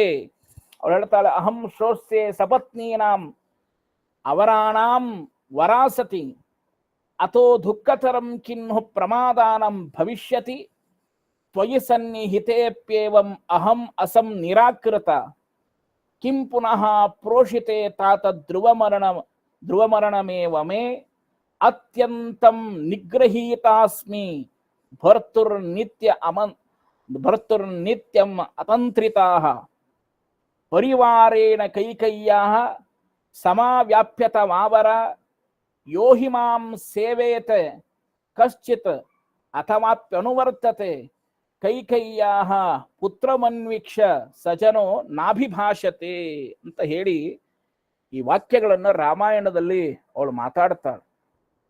ಎಷ್ಟು ಅಂದ್ರೆ ಈ ವಾಕ್ಯಗಳನ್ನು ಹೇಳಬೇಕಾದ್ರೆ ಅವಳಿಗೆ ಎಷ್ಟು ಕಷ್ಟ ಆಗಿತ್ತು ಅಂತ ಒಂದು ಸ್ವಲ್ಪ ಕಲ್ಪನೆ ಮಾಡಿಕೊಳ್ಳಿ. ಯದಿ ಪುತ್ರ ನ ಜಾಯೇತ ಮಮ ಶೋಕಾಯ ರಾಘವ. ರಾಘವ ರಾಮಚಂದ್ರ ನಿನಗೆ ಪಟ್ಟಾಭಿಷೇಕ ತಪ್ಪಿದೆಯಲ್ಲ, ನಿನ್ನ ಮನಸ್ಸಿಗೆ ಆಗಿಲ್ಲ, ಮಂದಸ್ಮಿತನಾಗಿ ನಗ್ತಾನೆ ಇದೀಯಾ ನೀನು. ಇತ್ತಂಚ ನನಗನಿಸ್ತಾ ಇದೆ ನಿನಗೇನು ಹೇಳೋದಿಲ್ಲ, ಅಥವಾ ದಶರಥನಿಗೂ ನಾನೇನು ಹೇಳುವ ಪರಿಸ್ಥಿತಿಯಲ್ಲಿ ಇಲ್ಲ ಮಹಾರಾಜನಿಗೆ. ಒಂದು ಕಾರಣ ಏನು ಗೊತ್ತಾ, ನೀನು ನನ್ನ ಹೊಟ್ಟೆಯಲ್ಲಿ ಹುಟ್ಟಿದ್ದೇ ಇದಕ್ಕೆ ಕಾರಣ ಆಯ್ತು ಅಂತಾಳವಳು. ಕೌಸಲ್ಯ, ನನ್ನ ಹೊಟ್ಟೆಯಲ್ಲಿ ಅಕಸ್ಮಾತ್ ನೀನು ಹುಟ್ಟದೇ ಇದ್ದಿದ್ರೆ ನಿನಗೆ ಪಟ್ಟಾಭಿಷೇಕ ಆಗ್ತಿತ್ತೇನೋ, ಕಾರಣ ಗೊತ್ತಿಲ್ಲ ನನಗೆ. ಅದು ನನ್ನ ಹೊಟ್ಟೆಯಲ್ಲಿ ಹುಟ್ಟಿದ್ದಕ್ಕಾಗಿನೇ ಮಮ ಶೋಕಾಯ ರಾಘವ, ನನ್ನ ಈ ದುಃಖ, ನನ್ನ ಕಷ್ಟಗಳು ನಿನಗೂ ಆವರಿಸಿತೆ. ನನ್ನ ಜೀವನದಲ್ಲಿ ಈ ಕಷ್ಟಗಳು ದುಃಖಗಳು ಎಲ್ಲವನ್ನೂ ನಾನು ಸಹಿಸ್ಕೊಂಡಿದ್ದೆ. ಅದು ನನ್ನ ಮಗನಿಗೆ ಬರಬಾರದು ಅಂತ ಅನ್ಕೊಂಡಿದ್ದೆ. ಕೊನೆಯಲ್ಲಿ ನನ್ನ ಮಗನಿಗೂ ಆ ಪರಿಸ್ಥಿತಿ ಬರ್ತದೆ ಅಂತ ನಾನು ಅನ್ಕೊಂಡಿದ್ದಿದ್ದಿಲ್ಲ ಅಂತ. ಅಂದ್ರೆ ರಾಮಾಯಣದ ಚಿಂತನೆ ನೋಡಿ ಎಷ್ಟು ಅದ್ಭುತವಾಗಿದೆ. ಕೌಸಲ್ಯ ದೇವಿಯ ಹೃದಯದ ಅಂತರದಲ್ಲಿ ಇರತಕ್ಕಂತಹ ಕಿಚ್ಚನ್ನ ತೆರೆದಿಡುವ ಕೆಲಸ ಮಾಡ್ತಾರೆ ವಾಲ್ಮೀಕಿಗಳು. ಎಷ್ಟು ಕಷ್ಟ ಇತ್ತು ಒಂದು ಮನೆ ಎಂದಾಗ, ಯಾವ ತರಹದ ಪರಿಸ್ಥಿತಿಗಳು, ಯಾವ ತರಹದ ಸ್ಥಿತಿಗತಿಗಳು ಇರ್ತದೆ ಸಹಜವಾಗಿ. ಇವತ್ತು ನಾವು ದೇವತಾ ಸ್ಥಾನದಲ್ಲಿ ಕಾಣುತ್ತೇವೆ ಅಥವಾ ಇನ್ನೊಂದು ಸ್ಥಾನದಲ್ಲಿ ಕಾಣುತ್ತೇವೆ. ಆದ್ರೆ ಅದರಲ್ಲಿ ಇರ್ತಕ್ಕಂತಹ ವಿಶೇಷವಾಗಿರ್ತಕ್ಕಂತಹ ಗುಣಗಳನ್ನ ಎತ್ತಿ ಹೇಳತಕ್ಕಂತಹ ಮೌಲ್ಯ ವಿಚಾರಗಳಿದೆಯಲ್ಲ, ಇದು ಸಾಮಾನ್ಯವಾದದಲ್ಲ. ನ ಅಸ್ಮ ದುಃಖ ಮಥೋ ಭೂಯ ಪಶ್ಯೇಯಂ ಅಹಮ ಪ್ರಜಾ. ನಾನು ಸಾಕಷ್ಟು ದುಃಖವನ್ನು ಅನುಭವಿಸಿದ್ದೇನೆ. ಅದೇ ತರಹದ ದುಃಖವನ್ನು ನನ್ನ ಮಗ ಅನುಭವಿಸಬಾರದು ಅಂತ ನನಗಿತ್ತು. ಅದನ್ನು ಕೊನೆಯಲ್ಲಿ ಅನುಭವಿಸುವಂತಹ ಪ್ರಸಂಗ ಬಂದಿದೆ. ಆದ್ರೆ ಕೊನೆಗಂತಾಳವಳು, ನಮಗೆ ಮಕ್ಕಳಾಗದೇ ಇರೋದೇ ಒಳ್ಳೇದಿತ್ತು ಅಂತ ಅನ್ಸುತ್ತೆ ಅಂತಾಳು ಒಂದ್ಸಾರಿ. ಯಾಕೆಂದ್ರೆ ಏಕ ಏವ ಹಿ ವಂದ್ಯಾಹ ಶೋಕೋ ಭವತಿ ಮಾನಸ. ಮಕ್ಕಳಾಗಿಲ್ಲ ಅಂತ ಪುತ್ರಕಾಮೇಷ್ಟಿ ಯಜ್ಞ ಮಾಡಿ ಇಷ್ಟು ಮಕ್ಕಳನ್ನ ಪಡೆದುಕೊಂಡು ಇವತ್ತು ಸಾಕ್ಷಾತ್ ಶ್ರೀರಾಮಚಂದ್ರನಿಗೆ ಪಟ್ಟಾಭಿಷೇಕ ತಪ್ಪು ಹೋಗ್ತಾ ಇದೆ, ಅವನಿಗೆ ದುಃಖ ಆಗ್ತಾ ಇದೆ, ಎಷ್ಟು ಕಷ್ಟ ಆಗ್ತಾ ಇದೆ ಮಗನಿಗೆ ಅಂತಾದ್ರೆ. ನನಗೆ ಮಕ್ಕಳಾಗದೇ ಇದ್ದಿದ್ರೆ ಸರಿ, ಯಾಕಂದ್ರೆ ಮಕ್ಕಳಾಗಿಲ್ಲ ಅನ್ನುವಂತಹ ಒಂದು ಕೊರಗು ಇರ್ತಾ ಇತ್ತೆ. ಬಿಟ್ರೆ ಮಗ ಹುಟ್ಟಿ ಅವನನ್ನ ಬೆಳೆಸಿ ಪಾಲನೆ ಮಾಡಿ ಪೋಷಣೆ ಮಾಡಿ ನನ್ನ ಮುಂದೆ ನನ್ನ ಮಗನಿಗೆ ಅನ್ಯಾಯವಾಗುವಂತಹ ಸಂದರ್ಭದಲ್ಲಿ ನಾನು ಏನೂ ಮಾಡದೇ ಇರುವಂತಹ ಸ್ಥಿತಿಯಲ್ಲಿ ಕುಳಿತುಕೊಳ್ಳುವಂತಹ ಪರಿಸ್ಥಿತಿ ಬಂತಲ್ಲ, ಇದೆಂತಹ ಸ್ಥಿತಿ, ಇಂತಹ ದಾರುಣ ಸ್ಥಿತಿ ಯಾವ ತಾಯಿ ತಾನೇ ಸಹಿಸ್ಕೊಳ್ಳಿಕ್ ಸಾಧ್ಯ ಇದೆ ಅಂತಾಳೆ ಸಾಕ್ಷಾತ್ ಕೌಸಲ್ಯಾದೇವಿ. ಮಕ್ಕಳಿಲ್ಲ ಅನ್ನುವಂತಹ ಒಂದು ಬಂಧಿತನ ಅಂತಕ್ಕಂತಹ ಒಂದು ವಾಕ್ಯ ಬಂದ್ರೆ ಬರಬಹುದು. ಆದರೆ ಇವತ್ತು ಮಕ್ಕಳನ್ನ ಪಡೆದುಕೊಂಡು ನನ್ನ ಮಗನಿಗೆ ಏನೂ ಕೊಡದೇ ಇರುವಂತಹ ಸ್ಥಿತಿ ಬಂತಲ್ಲ, ನಾನು ಮಾತನಾಡುವ ಪರಿಸ್ಥಿತಿಯಲ್ಲೂ ಸಹಿತ ಇಲ್ಲ. ಆದ್ರೆ ಈ ಕಷ್ಟವನ್ನ ಅವಳು ದಶರಥನ ಮುಂದೆ ತೊಡ್ಕೊಳ್ತಾಳೆ. ದಶರಥನ ಮುಂದೆ ಎಂದೂ ಗಟ್ಟಿಯಾಗಿ ಮಾತನಾಡದೇ ಇರತಕ್ಕಂತಹ ಕೌಸಲ್ಯಾದೇವಿ ಆ ಸಂದರ್ಭದಲ್ಲಿ ಗಟ್ಟಿಯಾಗಿ ಮಾತಾಡ್ತಾಳೆ. ಆಮೇಲೆ ಮತ್ತೆ ಕ್ಷಮೆಯನ್ನು ಕೇಳ್ತಾಳೆ. ಅಂದ್ರೆ ಅವಳ ಪರಿಸ್ಥಿತಿ ಹೇಗಾಗಿದೆ ಅಂದ್ರೆ, ಮಾತನಾಡಿದ್ರೆ ಒಂದು ಸಮಸ್ಯೆ, ಬಿಟ್ರೆ ಒಂದು ಸಮಸ್ಯೆ. ಧರ್ಮದ ಚೌಕಟ್ಟಿನಲ್ಲಿ ಇರತಕ್ಕಂಥವ್ರು ಎಲ್ಲರಿಗೂ ಈ ಸ್ಥಿತಿ ಬಂದೇ ಬರ್ತದೆ. ಕೆಲವು ಸಾರಿ ಮನುಷ್ಯ ಇಷ್ಟು ಹತಾಶನಾಗಿ ಬಿಡ್ತಾನೆ ಅಂತಂದ್ರೆ ಬಹಳ ಕಷ್ಟ. ಅದೇ ತಪಸ್ಸು, ನಿಯಂತ್ರಣ ಮಾಡಿಕೊಳ್ತಕ್ಕಂತಹ ಶಕ್ತಿ ಇಲ್ಲ, ಮನೋನಿಯಂತ್ರಣ, ಇದು ಬಹಳ ಕಷ್ಟ ಇದು. ಅದಕ್ಕಾಗಿ ಅವಳು ಅಂತಾಳೆ ಏನು ಅಂದ್ರೆ, ನನ್ನ ವಿಶೇಷನಾಗಿರ್ತಕ್ಕಂತಹ ಸಂತಾಪೋ ನಹಿನ್ಯ ಪುತ್ರ ವಿದ್ಯತೆ. ನಾನು ಗಂಡನಿಂದ ಸುಖ ಪಡೆದುಕೊಳ್ಳಬೇಕಾಗಿತ್ತು, ಆದ್ರೆ ಗಂಡನಿಂದ ಆ ತರಹದ ಸುಖವನ್ನು ನಾನು ಪಡೆದುಕೊಳ್ಳುವಂತಹ ಆಲೋಚನೆ ಮಾಡಲಿಲ್ಲ. ಇತ್ತಂಚ ದಶರಥನೂ ಸಹಿತ ನನ್ನ ದೃಷ್ಟಿಯಲ್ಲಿ ಆ ಗಮನ ವಹಿಸಲಿಲ್ಲ. ಅವಳೇ ಹೇಳ್ತಾಳೆ, ಅಷ್ಟು ಮಾತ್ರ ಅಲ್ಲ, ನಾನು ಏನೂ ಅನುಭವಿಸದೇ ಇರತಕ್ಕಂಥವಳು ಕೊನೆಯಲ್ಲಿ ನನ್ನ ಮಗನಿಂದಲ ಆದರೂ ಸಹಿತ ಈ ಸುಖ ನೆಮ್ಮದಿ ಸಂತೋಷ ಸಿಗುತ್ತದೆ ಅಂತಾದ್ರೆ, ಇವತ್ತು ನನ್ನ ಮಗನ ಪರಿಸ್ಥಿತಿಯೂ ಇದೇ ಆಗಿಬಿಟ್ರೆ ತಾಯಿಗೆ ಇನ್ನೇನು, ಹೆಂಡತಿಯಾಗಿ ಅನುಭವಿಸಲಿಲ್ಲ, ನಾನು ಮಗಳಾಗಿ ಆ ಸುಖ ಭೋಗವನ್ನು ಅನುಭವಿಸಲಿಲ್ಲ. ಚಿಕ್ಕ ವಯಸ್ಸಿನಲ್ಲೇ ಎಲ್ಲ ಜವಾಬ್ದಾರಿಯನ್ನು ಸ್ವೀಕಾರ ಮಾಡಿಕೊಂಡು ದಶರಥನ ಮಡದಿಯಾಗಿ ಬಂದು ಇಡೀ ಅಯೋಧ್ಯೆಯನ್ನು ನಿಭಾಯಿಸಿದವಳು ನಾನು. ಆದ್ರೆ ಇವತ್ತು ನನ್ನ ಪರಿಸ್ಥಿತಿ ಹೇಗಾಗಿದೆ ಅಂದ್ರೆ, ಅಲ್ಲಿಯೂ ಸುಖ ಸಂತೋಷ ಅಥವಾ ನೆಮ್ಮದಿಯನ್ನ, ಸುಖ ಎಂಬುದನ್ನ ನೋಡಿ ಬೇರೆ ದೃಷ್ಟಿಯನ್ನು ತಗೊಳ್ಬೇಡಿ, ಕೇವಲ ಭೋಗ ಅಂತ ತಿಳ್ಕೋಬೇಡಿ. ಆದ್ರೆ ಕೌಸಲ್ಯಾದೇವಿ ಹೇಳ್ತಾಳೆ, ಅಲ್ಲಿಯೂ ನಾನು ನೆಮ್ಮದಿಯನ್ನ ಅನುಭವಿಸಲಿಲ್ಲ, ಇಲ್ಲಿ ಬಂದಾದ್ರೂ ಸಹಿತ ದಶರಥನಿಂದ ನೆಮ್ಮದಿ ಪಡೆದುಕೊಳ್ಳಬಹುದಾಗಿತ್ತು ಅಂತಾದ್ರೆ ಅಷ್ಟರ ಮಟ್ಟಿಗೆ ನನಗೆ ನೆಮ್ಮದಿ ಇಲ್ಲ. ಆದರೆ ರಾಮಚಂದ್ರ ದೇವರು ಹುಟ್ಟಿದ್ದಾರೆ ಅನ್ನುವಂತಹ ಒಂದು ದೊಡ್ಡ ನೆಮ್ಮದಿ ಸಿಕ್ಕಿತ್ತು. ಆ ನೆಮ್ಮದಿಯನ್ನು ನೋಡಿಕೊಂಡು ಮುಂದೆ ಆದ್ರೂ ಸಹಿತ ನಾನು ಸುಖವಾಗಿ ಇರಬೇಕು ಅಂತ ಆದ್ರೆ ಅದಕ್ಕೂ ಈ ತರಹದ ಪರಿಸ್ಥಿತಿ ಬಂತೆ. ಅದಕ್ಕಾಗಿ ಹೇಳ್ತಾಳೆ, ನ ದೃಷ್ಟ ಪೂರ್ವಂ ಕಲ್ಯಾಣಂ ಸುಖಂ ವಾ ಪತಿ ಪೌರುಷೆ. ಅವಳು ಹೇಳ್ತಾಳೆ, ಈ ವಿಶೇಷವಾಗಿರ್ತಕ್ಕಂತಹ ಪುಣ್ಯ ನಾನು ಕಂಡೇ ಇಲ್ಲ. ಪತಿಯಿಂದ ಕಾಣಬೇಕು ಅಂದ್ರೆ ಅದೂ ಸಿಗಲಿಲ್ಲ, ಕೊನೆಯಲ್ಲಿ ಮಗನಿಂದ ಕಾಣಬೇಕಾದ್ರೂ ಇದಕ್ಕೂ ಈ ಕುಠಾರ ಪೆಟ್ಟೆ. ನೀನು ನನ್ನ ಹೊಟ್ಟೆಯಿಂದ ಹುಟ್ಟಿದ್ದೇ ಕಷ್ಟ ಆಯ್ತೇನೋ ಅಂತಾಳು. ಈ ತರಹದಲ್ಲಿ ನೋಡ್ತಾ ಇರುವಾಗ ಅವಳಿಗೆ ಎಷ್ಟು ದುಃಖ ಆಗಿರಬಹುದು ಅಂತ ಅವಳೇ ಸ್ವತಃ ತನ್ನ ಬಾಯಿಯಿಂದ ಹೇಳುವಂತಹ ಅವಳಂತಾಳೆ, ಅಹಂ ಶ್ರೋಸ್ಯೆ. ನೋಡಿ ಎಂತಹ ಶಬ್ದ ಪ್ರಯೋಗ ಮಾಡ್ತಾಳೆ ಸಾಕ್ಷಾತ್ ಕೌಸಲ್ಯಾದೇವಿ. ಅಹಂ ಶ್ರೋಸ್ಯೆ ಸಪತ್ನೀನಾಂ ಆವರಣಾನಾಂ ವರಾಸತಿ. ನನಗೆ ಕೇವಲ ಈ ಕೈಕೇಯಿ ಆಗಿರ್ತಕ್ಕಂಥ ಸುಮಿತ್ರಾದೇವಿಯನ್ನ ಬಿಟ್ಟು ಬಿಡಿ, ಅವಳು ಸಾಕ್ಷಾತ್ ಕೌಸಲ್ಯ ಅನುಚರಳಾಗಿರ್ತಕ್ಕಂಥವಳು. ಸಪತ್ನೀಕರು ಬೇರೆ ಬೇರೆ ಇನ್ನೂ ಸಾಕಷ್ಟು ಜನ ದಶರಥ ಮಹಾರಾಜನಿಗೆ ಮಡದಿಯರಿದ್ದರು, ಅವರೆಲ್ಲರೂ ಸಹಿತ ಕೈಕೇಯಿಯ ಅನುಚರರಾಗಿದ್ದರು. ಇವರ ಎಲ್ಲ ಸಪತ್ನೀಕರು ಸವತಿಯ ಮಾತ್ಸರ್ಯ ಅದು. ಇವರಿಂದ ಅನೇಕ ಮಾತುಗಳನ್ನ ನಾನು ಆಡಿಸಿಕೊಂಡೆ. ಇತ್ತಂಚೆ ಏನು ಗೊತ್ತಾ, ನಾನು ಯಾರಿಗೂ ಉತ್ತರ ಕೊಡುವ ಪರಿಸ್ಥಿತಿಯಲ್ಲಿಲ್ಲ. ಹೀಗಾಗಿ ಅವರಿಂದ ನಾನು ಇಷ್ಟು ಕಷ್ಟಕ್ಕೊಳಪಟ್ಟಿದ್ದರೂ ಸಹಿತ, ಕೈಕೇಯಿಂದಲೂ ಅನೇಕ ಮಾತುಗಳನ್ನ ನಾನು ಆಡಿಸಿಕೊಂಡಿದ್ದರೂ ಸಹಿತ, ಸಹಜವಾದ ಸವತಿಯ ಮಾತ್ಸರ್ಯದಿಂದ ಅವರಿಂದ ನಾನು ಶೋಷಿತಳಾಗಿದ್ದೇನೆ. ಆದರೂ ಸಹಿತ ನಾನು ಒಂದು ಉತ್ತರವನ್ನು ಕೊಟ್ಟಿಲ್ಲ ಆ ಸಂದರ್ಭದಲ್ಲಿ. ಆದ್ರೆ ಅದೇ ತರಹದ ಪರಿಸ್ಥಿತಿಯನ್ನು ಮತ್ತೆ ನಾನು ಇಲ್ಲಿ ಅನುಭವಿಸುವಂತಹ ಪ್ರಸಂಗ ಬಂತಲ್ಲ. ಅದಕ್ಕಾಗಿ ಅವಳು ಹೇಳ್ತಾಳೆ, ಸಪತ್ನೀನಾಂ, ಅವಳು ಕೇವಲ ಸಪತ್ನಿಗಳು ಅಂದ್ರೆ ಅಲ್ಲಿರ್ತಕ್ಕಂತಹ ಸವತಿಯರು ಮಾತ್ರ ನನ್ನನ್ನ ಈ ತರಹ ಗುರಿಪಡಿಸಿದವರಲ್ಲ, ಅವರ ಜೊತೆಯಲ್ಲಿರುವ ಎಲ್ಲ ಜನ. ಇತ್ತಂಚ ಕೈಕೇಯ ಜೊತೆಯಲ್ಲಿ ಇರತಕ್ಕಂತಹ ಮಂಥರೆ ಕೌಸಲ್ಯಾದೇವಿಯನ್ನ ಇಷ್ಟು ಹಿಂಬಾಲಿಸ್ತಾ ಇದ್ದು ನೋಡ್ತಾ ಇದ್ಲು ಅಂತಂದ್ರೆ, ಇವಳಲ್ಲಿ ಏನ್ ಮಾಡ್ತಾಳೆ, ಏನ್ ನಡೀತದೆ, ಇವಳ ಅರಮನೆಯಲ್ಲಿ ಹೇಗಿದೆ, ಯಾವ ತರಹದಲ್ಲಿದೆ, ಏನ್ ಮಾಡ್ತಾಳೆ ಅನ್ನುವಂತಹ ಪ್ರತಿಯೊಂದು ಎಷ್ಟು ಚುಚ್ಚು ಮಾತುಗಳು. ಒಬ್ಬ ರಾಜಮಾತೆಯಾಗಿರತಕ್ಕಂತಹ ದಶರಥನ ಪಟ್ಟದ ರಾಣಿಯಾಗಿರತಕ್ಕಂತಹ ಕೌಸಲ್ಯಾದೇವಿಯ ಹೃದಯದಲ್ಲಿ ಅಡಗಿದ್ದ ಕಿಚ್ಚನ್ನ ಯಾವ ತರಹದಲ್ಲಿ ರಾಮಾಯಣ ಬಿಂಬಿಸ್ತದೆ. ನಮಗೆ ಕೇವಲ ದೂರಿಂದ ರಾಮಾಯಣ ಇಷ್ಟೇ ಅಂತ ಅನಿಸ್ತದೆ, ಆದ್ರೆ ರಾಮಾಯಣದ ಒಳಗಡೆ ಹೊಕ್ಕು ನೋಡಿದಾಗ ರಾಮಾಯಣದ ಮಹತ್ವ ಏನು, ರಾಮಾಯಣ ಪ್ರತಿ ಜೀವನದಲ್ಲಿ ಪ್ರತಿಯೊಬ್ಬ ವ್ಯಕ್ತಿಗಳ ಪ್ರತಿಯೊಬ್ಬ ಮನೆಯ ಚರಿತ್ರೆಯನ್ನ ರಾಮಾಯಣ ತಿಳಿಸಿಕೊಡುತ್ತದೆ. ಅದರಲ್ಲಿ ಇರುವಂತಹ ಔದಾರ್ಯ ಎಂಥದ್ದು, ಪ್ರೀತಿ ಎಂಥದ್ದು, ವಾತ್ಸಲ್ಯ ಎಂಥದ್ದು, ತಾಯಿ ಅಂದ್ರೆ ಏನು, ಮಗ ಅಂದ್ರೆ ಏನು, ಸುತ್ತಲೂ ಚುಚ್ಚು ಮಾತನಾಡತಕ್ಕಂತಹ ಜನ ಎಂಥವ್ರು ಇರ್ತಾರೆ. ಅವಳ ಅಹಂ ಶ್ರೋಸ್ಯೆ ಸಪತ್ನೀನಾಂ ಅವರಾಣಾಂ ವರಾಸತಿ. ಎಲ್ಲರಿಂದಲೂ ಸಹಿತ ನಾನು ಅವರಳಾಗಿ, ಅಂದ್ರೆ ಅವರು ಯಾರು ನನ್ನ ಪ್ರೀತಿ ವಿಶ್ವಾಸದಿಂದ ನೋಡದೆ ಇರತಕ್ಕಂತಹ ಪರಿಸ್ಥಿತಿ ಬಂದರೆ, ಅಥೋ ದುಃಖಕರಂ ಕಿನ್ನು ಪ್ರಮಾದಾನಾಂ ಭವಿಷ್ಯತೆ. ಯಾವ ದುಃಖ, ಯಾವ ಪಾಪ ಮಾಡಿದ್ದಕ್ಕಾಗಿ ನನಗೆ ಇಂತಹ ಪರಿಸ್ಥಿತಿ ಬರ್ತಾ ಇದೆ ಅಂತ ಹೇಳಿ ಅವಳೇ ಹೇಳ್ತಾಳೆ. ಯಾವ ತರಹದ ಕಷ್ಟದ ಸ್ಥಿತಿಯನ್ನ ನಾನು ಅನುಭವಿಸಬೇಕಾಗಿದೆ ಅಂತಕ್ಕಂತಹ ಮಾತನ್ನ ಹೇಳುವಂತಹ ಸಂದರ್ಭದಲ್ಲಿ, ಅಂದ್ರೆ ಅವಳೇ ಈ ತರಹದ ಚಿಂತನೆಯನ್ನ ಮಾಡತಕ್ಕಂತಹ ಪ್ರಸಂಗದಲ್ಲಿ ಅನೇಕ ವಿಚಾರಗಳನ್ನ ಅವಳು ಹೇಳ್ತಾ ಹೋಗ್ತಾರೆ. ಕೊನೆಗಂತಾಳೆ, ಸರಿ ನಿತ್ಯಲೂ ಸಹಿತ ಈ ಮಾತುಗಳನ್ನು ಕೇಳ್ತಾ ಇದ್ದೆ ಅಂತ ಇದ್ರು, ಆದ್ರೆ ತಕ್ಷಣದಲ್ಲಿ ನಾನಾದರೂ ಸಹಿತ ಅದನ್ನೆಲ್ಲವನ್ನು ಸಹಿತ ಹೆಣ್ಣಾಗಿ ನಾನು ಸಹಿಸಿಕೊಂಡಿದ್ದೇನೆ. ಪರಿವಾರೇಣ ಕೈಕಯ್ಯಾಹ ಸಮಾವ್ಯಾಪ್ಯತಾವರ ಯೋಹಿಮಾಂ ಸೇವೇತ ಕಶ್ಚಿತ್ ಅಥವಾಪ್ಯನುವರ್ತತೆ. ಕೈಕಯ್ಯ ಪುತ್ರಮನ್ವೀಕ್ಷ ಸಜನೋ ನಾಭಿಭಾಷತೆ. ಆದ್ರೆ ಕೊನೆಯಲ್ಲಿ ನನಗೆ ಅನಿಸ್ತಾ ಇತ್ತು, ಸಾಕ್ಷಾತ್ ರಾಮಚಂದ್ರನ ವ್ಯಕ್ತಿತ್ವವನ್ನು ನೋಡಿ, ರಾಮಚಂದ್ರನ ವೈಶಿಷ್ಟ್ಯವನ್ನ ನೋಡಿ, ರಾಮನೇ ಮುಂದಿನ ಈ ದೇಶಕ್ಕೆ ರಾಜನಾಗಬೇಕು, ರಾಮನಲ್ಲಿ ಇರ್ತಕ್ಕಂತಹ ಗುಣಗಳು ಅಂಥದ್ದು, ರಾಮ ಅಂತಹ ಮಹಾನುಭಾವ ಅಂತ ಹೇಳಿ ಎಲ್ಲ ಪುರಜನರು ಎಲ್ಲರೂ ಸಹಿತ ಹೊಗಳ್ತಾ ಇರೋದ್ರಿಂದ, ದಶರಥನು ರಾಮನ ಮೇಲೆ ಇರತಕ್ಕಂತಹ ಪ್ರೀತಿ ವಿಶ್ವಾಸದಿಂದ ನಾನು ದಶರಥನ ಮೇಲೆ ಯಾವತ್ತಿದ್ದರೂ ಪ್ರೀತಿಯನ್ನು ಮಾಡೋಳೆ ಇಲ್ಲ ಅಂತಲ್ಲ. ಇತ್ತಂಚ ಅಲ್ಲಿರುವಂತಹ ಪುರಜನರು, ಸಾಕ್ಷಾತ್ ದಶರಥ, ಇವರೆಲ್ಲರೂ ಸಹಿತ ರಾಮನನ್ನ ಕೊಂಡಾಡ್ತಾ ಇರುವುದರಿಂದ ಎಲ್ಲೋ ಒಂದು ಮೂಲೆಯಲ್ಲಿ ನನಗೂ ಒಂದು ಆಸೆ ಹುಟ್ಟಿಕೊಂಡಿತ್ತು. ನನ್ನ ರಾಮನ ಮೇಲೆ ಇಷ್ಟು ಪ್ರೀತಿ ಇದಾರಲ್ಲ, ನನ್ನ ಮಗನ ಮೇಲೆ ಇಷ್ಟು ಪ್ರೀತಿ ಇದಾರಲ್ಲ, ನನಗೇನಾದ್ರೂ ಸಮಸ್ಯೆ ಆಗಲಿ, ನನ್ನ ಮಗನಿಗೋಸ್ಕರವಾಗಿ ನಾನು ತ್ಯಾಗ ಮಾಡ್ತೇನೆ, ಸಹಿಸ್ಕೊಳ್ತೇನೆ. ನಾಳೆ ಅಕಸ್ಮಾತ್ ನಾನೇನಾದ್ರೂ ಅಧಿಕಾರವನ್ನ ಚಲಾಯಿಸೋದಕ್ಕೆ ಹೋಗಿ ನಾಳೆ ನನ್ನ ಮಗನಿಗೇನಾದ್ರೂ ಸಮಸ್ಯೆ ಆದರೆ, ಅದಕ್ಕಾಗಿ ಸರ್ವಥಾ ಬೇಡ.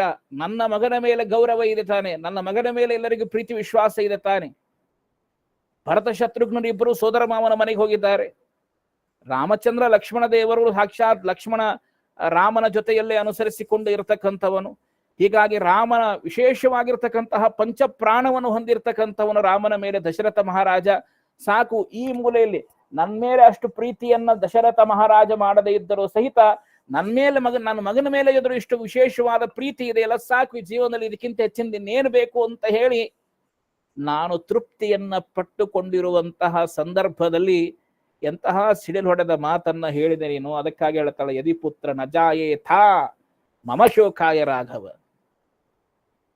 ಅದಕ್ಕಾಗಿ ಎಲ್ಲಿ ನನಗೆ ಈ ತರಹದ ದುಃಖಗಳನ್ನು ಅನಿಸ್ತಕ್ಕಂತಹ, ಈ ಕಷ್ಟವನ್ನು ಅನುಭವಿಸುವಂತಹ ಸಂದರ್ಭದಲ್ಲಿ ಯಾಕೆ ಈ ತರಹದ ಮಾತುಗಳು ಬಂತು ಅನ್ನುವಂತಹ ನುಂಗುವುದನ್ನ, ಹೀಗೆ ಜೀವನದಲ್ಲಿ ಸಹಿಸಿಕೊಳ್ಳುವಂತಹ ಸಹನೆ ಎಂಬುದನ್ನು ಸಾಕ್ಷಾತ್ ಕೌಸಲ್ಯಾದೇವಿಯಲ್ಲಿ ಕಾಣಲಿಕ್ಕೆ ಸಾಧ್ಯ ಇದೆ. ಆದರೆ ಯಾವುದೇ ಸಂದರ್ಭದಲ್ಲಿ ಮಕ್ಕಳಿಗೆ ಸಮಸ್ಯೆ ಆದಾಗ ಯಾವ ತಾಯಿನೂ ಸಹಿತ ಸಹಿಸಿಕೊಳ್ಳಿಕ್ಕಾಗೋದಿಲ್ಲ ಅನ್ನುವಂತಹ ಮಾತುಗಳಿಂದಲೇ ನಮಗೆ, ಈ ವಾಕ್ಯಗಳಿಂದಲೇ, ಈ ಶಬ್ದಗಳಿಂದಲೇ ನಮಗೆ ಗೊತ್ತಾಗ್ತಾ ಹೋಗುತ್ತೆ ಸಾಕ್ಷಾತ್ ಕೌಸಲ್ಯಾದೇವಿಯ ಹೃದಯದಲ್ಲಿ ಎಂತಹ ದುಃಖ ಆವರಿಸಿತ್ತು, ಎಂತಹ ಕಷ್ಟ ಆವರಿಸಿತ್ತು ಅಂತ ಒಂದು ತಿಳಿದುಕೊಳ್ಳಿ. ಹಾಗಾದ್ರೆ ನಮಗೆ ಇಲ್ಲಿ ಅನೇಕ ಪ್ರಶ್ನೆಗಳು ಬರ್ಲಿಕ್ಕುಂಟು. ಏನು ಪ್ರಶ್ನೆಗಳು ಬರ್ತದೆ ಅಂತಂದ್ರೆ, ಹಾಗಾದ್ರೆ ದಶರಥ ಮಹಾರಾಜ ನಿಜವಾಗಿಯೂ ಸಹಿತ ಕೌಸಲ್ಯಾದೇವಿಯಲ್ಲಿ ಅನುರಕ್ತರಾಗದೇ ಇರತಕ್ಕಂಥವನ? ಅಷ್ಟು ಮಾತ್ರ ಅಲ್ಲ, ಕೈಕೇಯಿಯನ್ನು ಹೊರತುಪಡಿಸಿದರೆ ದಶರಥ ಮಹಾರಾಜ ಕೌಸಲ್ಯಾದೇವಿಯಲ್ಲಿ ಪಕ್ಷಪಾತವನ್ನು ಮಾಡ್ತಾ ಇದ್ನ? ಹಾಗಾದ್ರೆ ಉಳಿದ ರಾಣಿಯರೆಲ್ಲ ಏನ್ ಮಾಡ್ತಾ ಇದ್ರು? ಯಾರನ್ನು ಅನುಸರಿಸ್ತಾ ಇದ್ರು? ಹಾಗಾದ್ರೆ ದಶರಥ ಇಲ್ಲಿ ತಪ್ಪು ಮಾಡಿದ್ನೆ, ಕೇವಲ ಕೈಕೇಯಿಯನ್ನ ಹಿಂಬಾಲಿಸಿದ್ದು ಇದಕ್ಕೆಲ್ಲ ಸಮಸ್ಯೆ ಆಯಿತೆ. ಆದರೆ ಯಾರು ಬೇಡ ಅಂತ ಹೇಳಿ ಸಾಕ್ಷಾತ್ ದಶರಥ ಮಹಾರಾಜ ಕೈಕೇಯಿಯ ಮನೆಯಲ್ಲೇ ಇರತಕ್ಕಂತಹ ದಶರಥ ಕೊನೆಯಲ್ಲಿ ಒಂದು ಸಲ ತನ್ನ ತಪ್ಪದ ಅರಿವಾಗಿ ಮತ್ತೆ ಕೌಸಲ್ಯಾದೇವಿಯ ಮನೆಗೆ ಬಂದು ತನ್ನ ಪ್ರಾಣವನ್ನ ಬಿಡುವಂತಹ ಪರಿಸ್ಥಿತಿ ಬರುತ್ತದೆ. ಇದನ್ನು ಆಲೋಚನೆ ಮಾಡಿ. ಇದರ ಹಿಂದೆ ಒಂದು ದೊಡ್ಡ ತತ್ವ ಇದೆ. ಆದರೆ ಸಾಕ್ಷಾತ್ ಕೌಸಲ್ಯಾದೇವಿಯ ಒಂದು ಚಿಂತನೆಯಂತಹ ವಿಶೇಷವಾಗಿರ್ತಕ್ಕಂಥದ್ದು ಅಂದ್ರೆ, ಅವಳಂತಾರೆ ಅರ್ಥ ಪರಾಸತಿ.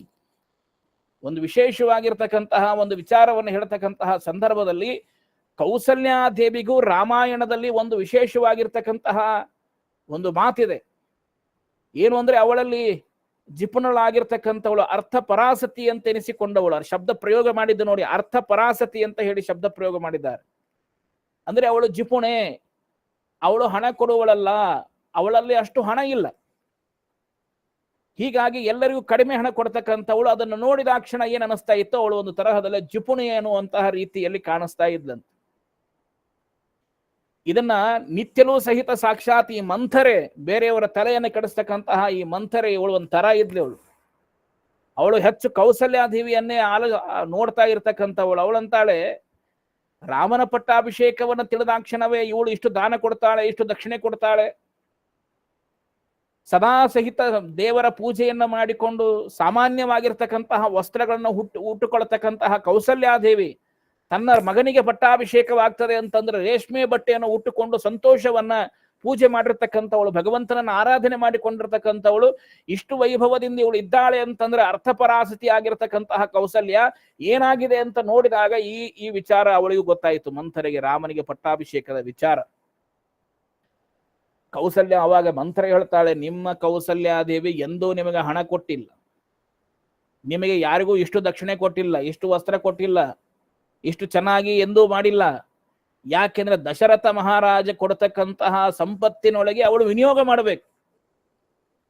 ಆದರೆ ಇಷ್ಟು ವಿನಿಯೋಗವನ್ನ ಮಾಡತಕ್ಕಂತಹ ಮಹಾನುಭಾವಳಾಗಿರ್ತಕ್ಕಂತಹ ಕೌಸಲ್ಯಾದೇವಿ ಕೇವಲ ಧರ್ಮಪರವಾಗಿ ಇಷ್ಟೆಲ್ಲ ವಿನಿಯೋಗ ಮಾಡುವಾಗ ಸಹಜವಾಗಿ ಒಬ್ಬಳು ಸ್ತ್ರೀ ಆಗಿರ್ತಕ್ಕಂಥವಳು ಹೇಗಿರಬೇಕು ಅಂತ ಸ್ತ್ರೀ ಧರ್ಮವನ್ನು ಅನುಸರಿಸ್ತಕ್ಕಂತಹ ಮಹಾನುಭಾವಳು ಧಾನ್ಯಗಳು, ಪದಾರ್ಥಗಳು, ಧನಗಳನ್ನೆಲ್ಲ ಗುಪ್ತವಾಗಿಟ್ಟುಕೊಂಡು ಹೇಗೆ ವಿನಿಯೋಗ ಮಾಡಬೇಕು ಅನ್ನುವಂತಹ ವಿತ್ತ ಸಚಿವಳಾಗಿ ತುಂಬಾ ಚೆನ್ನಾಗಿ ನೋಡಿಕೊಂಡು ಹೋಗ್ತಕ್ಕಂತಹ ತನ್ನ ಹಣದಲ್ಲಿ, ತನಗೆ ನೀಡಿದ ಹಣದಲ್ಲಿ ಎಲ್ಲರಿಗಿಂತಲೂ ತುಂಬಾ ಕಡಿಮೆ ಹಣವನ್ನ, ದಶರಥನ ಪಾತ್ರವನ್ನು ಚಿಂತನೆ ಮಾಡುವಾಗ ಹೇಳುತ್ತೇನೆ ನಿಮಗೆ, ತುಂಬಾ ಕಡಿಮೆಯ ಹಣವನ್ನ ಸಾಕ್ಷಾತ್ ಕೌಸಲ್ಯಾದೇವಿಗೆ ಬರ್ತದಂತೆ.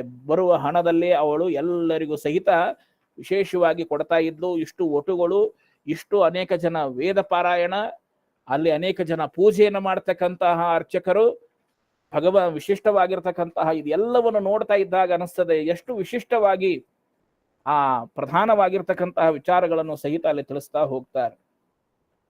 ಆದರೆ ನಿರ್ವಹಣೆಗೂ ಸಹಿತ ಒಂದು ಕಡೆಗೆ ಅನಿಸ್ತದೆ, ಮಂಥರೆ ಒಂದು ಮಾತು ಹೇಳ್ತಾಳೆ. ಅಂದ್ರೆ ಅವಳಿಗೆ ಹಣ ಸಿಗ್ತಿಲ್ಲ ಅನ್ನೋದಕ್ಕೆ ಈ ಅಯೋಧ್ಯಾಕಾಂಡದ ಈ ಶ್ಲೋಕಗಳೇ ಸಾಕ್ಷಿ. ಅದಕ್ಕಾಗಿ ಅವಳು ಹೇಳ್ತಾ, ಉತ್ತಮೇನಾಭಿಸಂಯುಕ್ತ ಹರ್ಷೇನಾರ್ಥ ಪರಾಸತಿ ರಾಮ ಮಾತಾ ಧನಂ ಕಿಮ್ನು ಜನೇಭ್ಯ ಸಂಪ್ರಯಚ್ಛತಿ. ಅಸೂಯಾಗ್ರಸ್ತಳಾಗಿರ್ತಕ್ಕಂತಹ ಮಂಥರೆಯ ಮುಖದಿಂದ ಬಂದ ಶಬ್ದ ಇದು. ಅದೊಂಥರ ಇದೆ ಶ್ಲೋಕ ನೋಡಿ. ಅವಳೇ ಹೇಳ್ತಾಳೆ, ಉತ್ತಮೇನಾಭಿಸಂಯುಕ್ತ ಹರ್ಷೇನಾರ್ಥ ಪರಾಸತಿ. ಅವಳು ಹೇಳ್ತಾಳೆ, ಅವಳ ದಿನನಿತ್ಯದ ತನ್ನ ಅರಮನೆಯನ್ನೇ ನಿಭಾಯಿಸುವುದರಲ್ಲಿ ಹಣ ಇಲ್ಲ ಅವಳಿಗೆ. ಅಂತಹ ಅರ್ಥಪರಾಸತಿ ಆಗಿರ್ತಕ್ಕಂತಹ ಜಿಪುಣಿ ಆಗಿರ್ತಕ್ಕಂತಹ ನಿಮ್ಮ ಕೌಸಲ್ಯಾದೇವಿ ನಿಮಗೆಲ್ಲರಿಗೂ ಸಂತೋಷ ಉಂಟು ಮಾಡ್ತಾ ಇಷ್ಟೆಲ್ಲ ಹಣ ದಕ್ಷಿಣೆ ಕೊಡ್ತಾಳೆ ಅಂದ್ರೆ ಕಿಮ್ನು ಜನೇಭ್ಯ, ಎಲ್ಲಾ ಜನರಿಗೆ ಇಷ್ಟು ಸಂತೋಷವನ್ನು ಸಂಪ್ರಯಚ್ಛತಿ, ಇಷ್ಟೆಲ್ಲ ಹಣ ಕೊಡ್ತಾಳೆ ಸಂತೋಷದಿಂದ, ಇಷ್ಟೆಲ್ಲ ಒಟ್ಟುಗಳಿಗೆ ಆಶ್ರಯಿಸಿದವರಿಗೆ ಎಲ್ಲರಿಗೂ ವಿನಿಯೋಗ ಮಾಡ್ತಾ ಇದ್ದಾಳೆ ಅಂದ್ರೆ ಏನಿರಬಹುದು ಇದರಲ್ಲಿ ವೈಶಿಷ್ಟ್ಯ ಅಂತ ತಿಳ್ಕೊಂಡು ಹೇಳ್ತಾಳೆ. ಇತ್ತಂಚ ಈ ಶ್ಲೋಕದಿಂದ ನಮ್ಗೆ ಅನಿಸೋದೇನಂದ್ರೆ, ಅವಳಿಗೆ ಇರುವ ಹಣದಲ್ಲಿ ಅವಳು ವಿನಿಯೋಗ ಮಾಡಬೇಕು. ಹೀಗಾಗಿ ಈ ತರಹದ ಚಿಂತನೆಯನ್ನು ಹೇಳುವಂತಹ ಸಂದರ್ಭದಲ್ಲಿ ಕೌಸಲ್ಯಾಂಚ ಸುಮಿತ್ರಾಂಚ ಭಕ್ತ ಪರ್ಯುಪತಿಷ್ಠತಿ.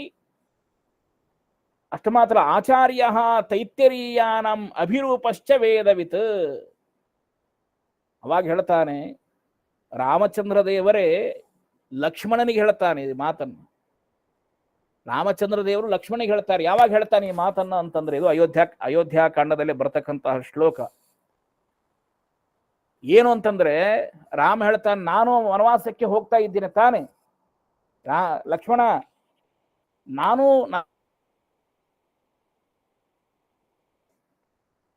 ಲಕ್ಷ್ಮಣ ನೀನು ಇಲ್ಲಿ ಇದ್ದುಕೋ, ನೀನಿದ್ದು ಮಾಡಬೇಕಾಗಿರ್ತಕ್ಕಂಥದ್ದು ಏನು ಅಂದ್ರೆ, ರಾಮ ಹೇಳಿದ ನನಗೆ ವನವಾಸಕ್ಕೆ ಹೋಗುವ ಪ್ರಸಂಗ ಬಂದಿದೆ, ನಿನಗೇನು ಹೋಗು ಅಂತ ಹೇಳಿಲ್ಲ. ಆದ್ರೆ ನಾನು ವನವಾಸಕ್ಕೆ ಹೋಗುವಂತಹ ಪರಿಸ್ಥಿತಿ ಬಂದ ಸಂದರ್ಭದಲ್ಲಿ ನೀನು ಮಾಡಬೇಕಾಗಿದ್ದು ಏನು ಗೊತ್ತಾ, ಕೌಸಲ್ಯಾಂಚ ಸುಮಿತ್ರಾಂಚ. ನೋಡಿ, ಇದನ್ನು ಬಹಳ ಸುಂದರವಾಗಿ ಹೇಳ್ತಾರೆ. ಏನು ಅಂದ್ರೆ, ಕೌಸಲ್ಯ ಅಂತಃಪುರದಲ್ಲಿ ವಿಶೇಷವಾಗಿರ್ತಕ್ಕಂತಹ ಯಜುಶಾಖೆಗಳ ವೇದಗಳು, ಪಾರಾಯಣಗಳು, ಉಪನಿಷತ್ತುಗಳು, ಮಂತ್ರಗಳು, ತತಃ ಸೌಮಿತ್ರಿರಪಿ ಸ್ವಾಧೀನೇನ ಧನೇನ ಕಿಂಚಿತ ಕೌಸಲ್ಯಾಶ್ರಿತ ಉಪಾಧ್ಯಾಯಂ ಅತೋಷಯತ್.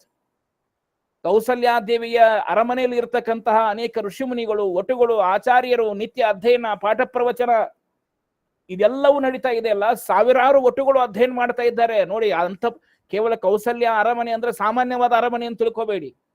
ಅನೇಕ ಋಷಿಮುನಿಗಳು ಜೀವನ ಮಾಡ್ತಾ ಇದ್ದಾರೆ, ಅನೇಕ ಒಟುಗಳು ಜೀವನ ಮಾಡ್ತಾ ಇದ್ದಾರೆ. ಇಂತಹ ಇವರ ಎಲ್ಲರಿಗೂ ಅವರನ್ನು ನಿಯಂತ್ರಣ ಮಾಡ್ತಕ್ಕಂಥವಳು ಯಾರು ಗೊತ್ತಾ, ಮೇಖಲೀನಾಂ ಮಹಾಸಂಘ ಕೌಸಲ್ಯಾಂ ಸಮುಪಸ್ಥಿತ. ಅವಳಿಗೆಲ್ಲರಿಗೂ ಹಣ ಕೊಡ್ತಕ್ಕಂಥವಳು ಸಾಕ್ಷಾತ್ ಕೌಸಲ್ಯಾದೇವಿ. ಆದ್ರೆ ನೀನು ಒಂದು ಕೆಲಸ ಮಾಡಪ್ಪ, ಕೌಸಲ್ಯಾದೇವಿಗೆ ತೃಪ್ತಿ ಆಗುವಷ್ಟು ಹಣ ಕೊಡು. ಈ ಕೆಲಸಕ್ಕಾಗಿ, ವಿಷ್ಣು ವೈಷ್ಣವರ ಸೇವೆಗಾಗಿ, ಧರ್ಮಕ್ಕಾಗಿ ಅವಳು ಏನು ಹಣ ವಿನಿಯೋಗ ಮಾಡ್ತಾ ಇದ್ದಾಳೆ, ನಾನು ವನವಾಸಕ್ಕೆ ಹೋದರೂ ಸಹಿತ ಈ ಜವಾಬ್ದಾರಿನ ಲಕ್ಷ್ಮಣ ನೀನು ಕೊಡ್ತಾ ಇದ್ದೀನಿ, ನೀನು ಮಾಡು ಅಂತ ಹೇಳ್ತಾನೆ. ಅದರಲ್ಲಿ ಕೌಸಲ್ಯ ಮಹತ್ವ ಎಷ್ಟು ಅಂತ ಗೊತ್ತಾಗ್ತದೆ. ಕೌಸಲ್ಯ ಅರಮನೆಯಲ್ಲಿ ಎಂತಹ ಕಾರ್ಯಗಳು ನಡೀತಾ ಇತ್ತು ಅಂತ ಗೊತ್ತಾಗ್ತದೆ.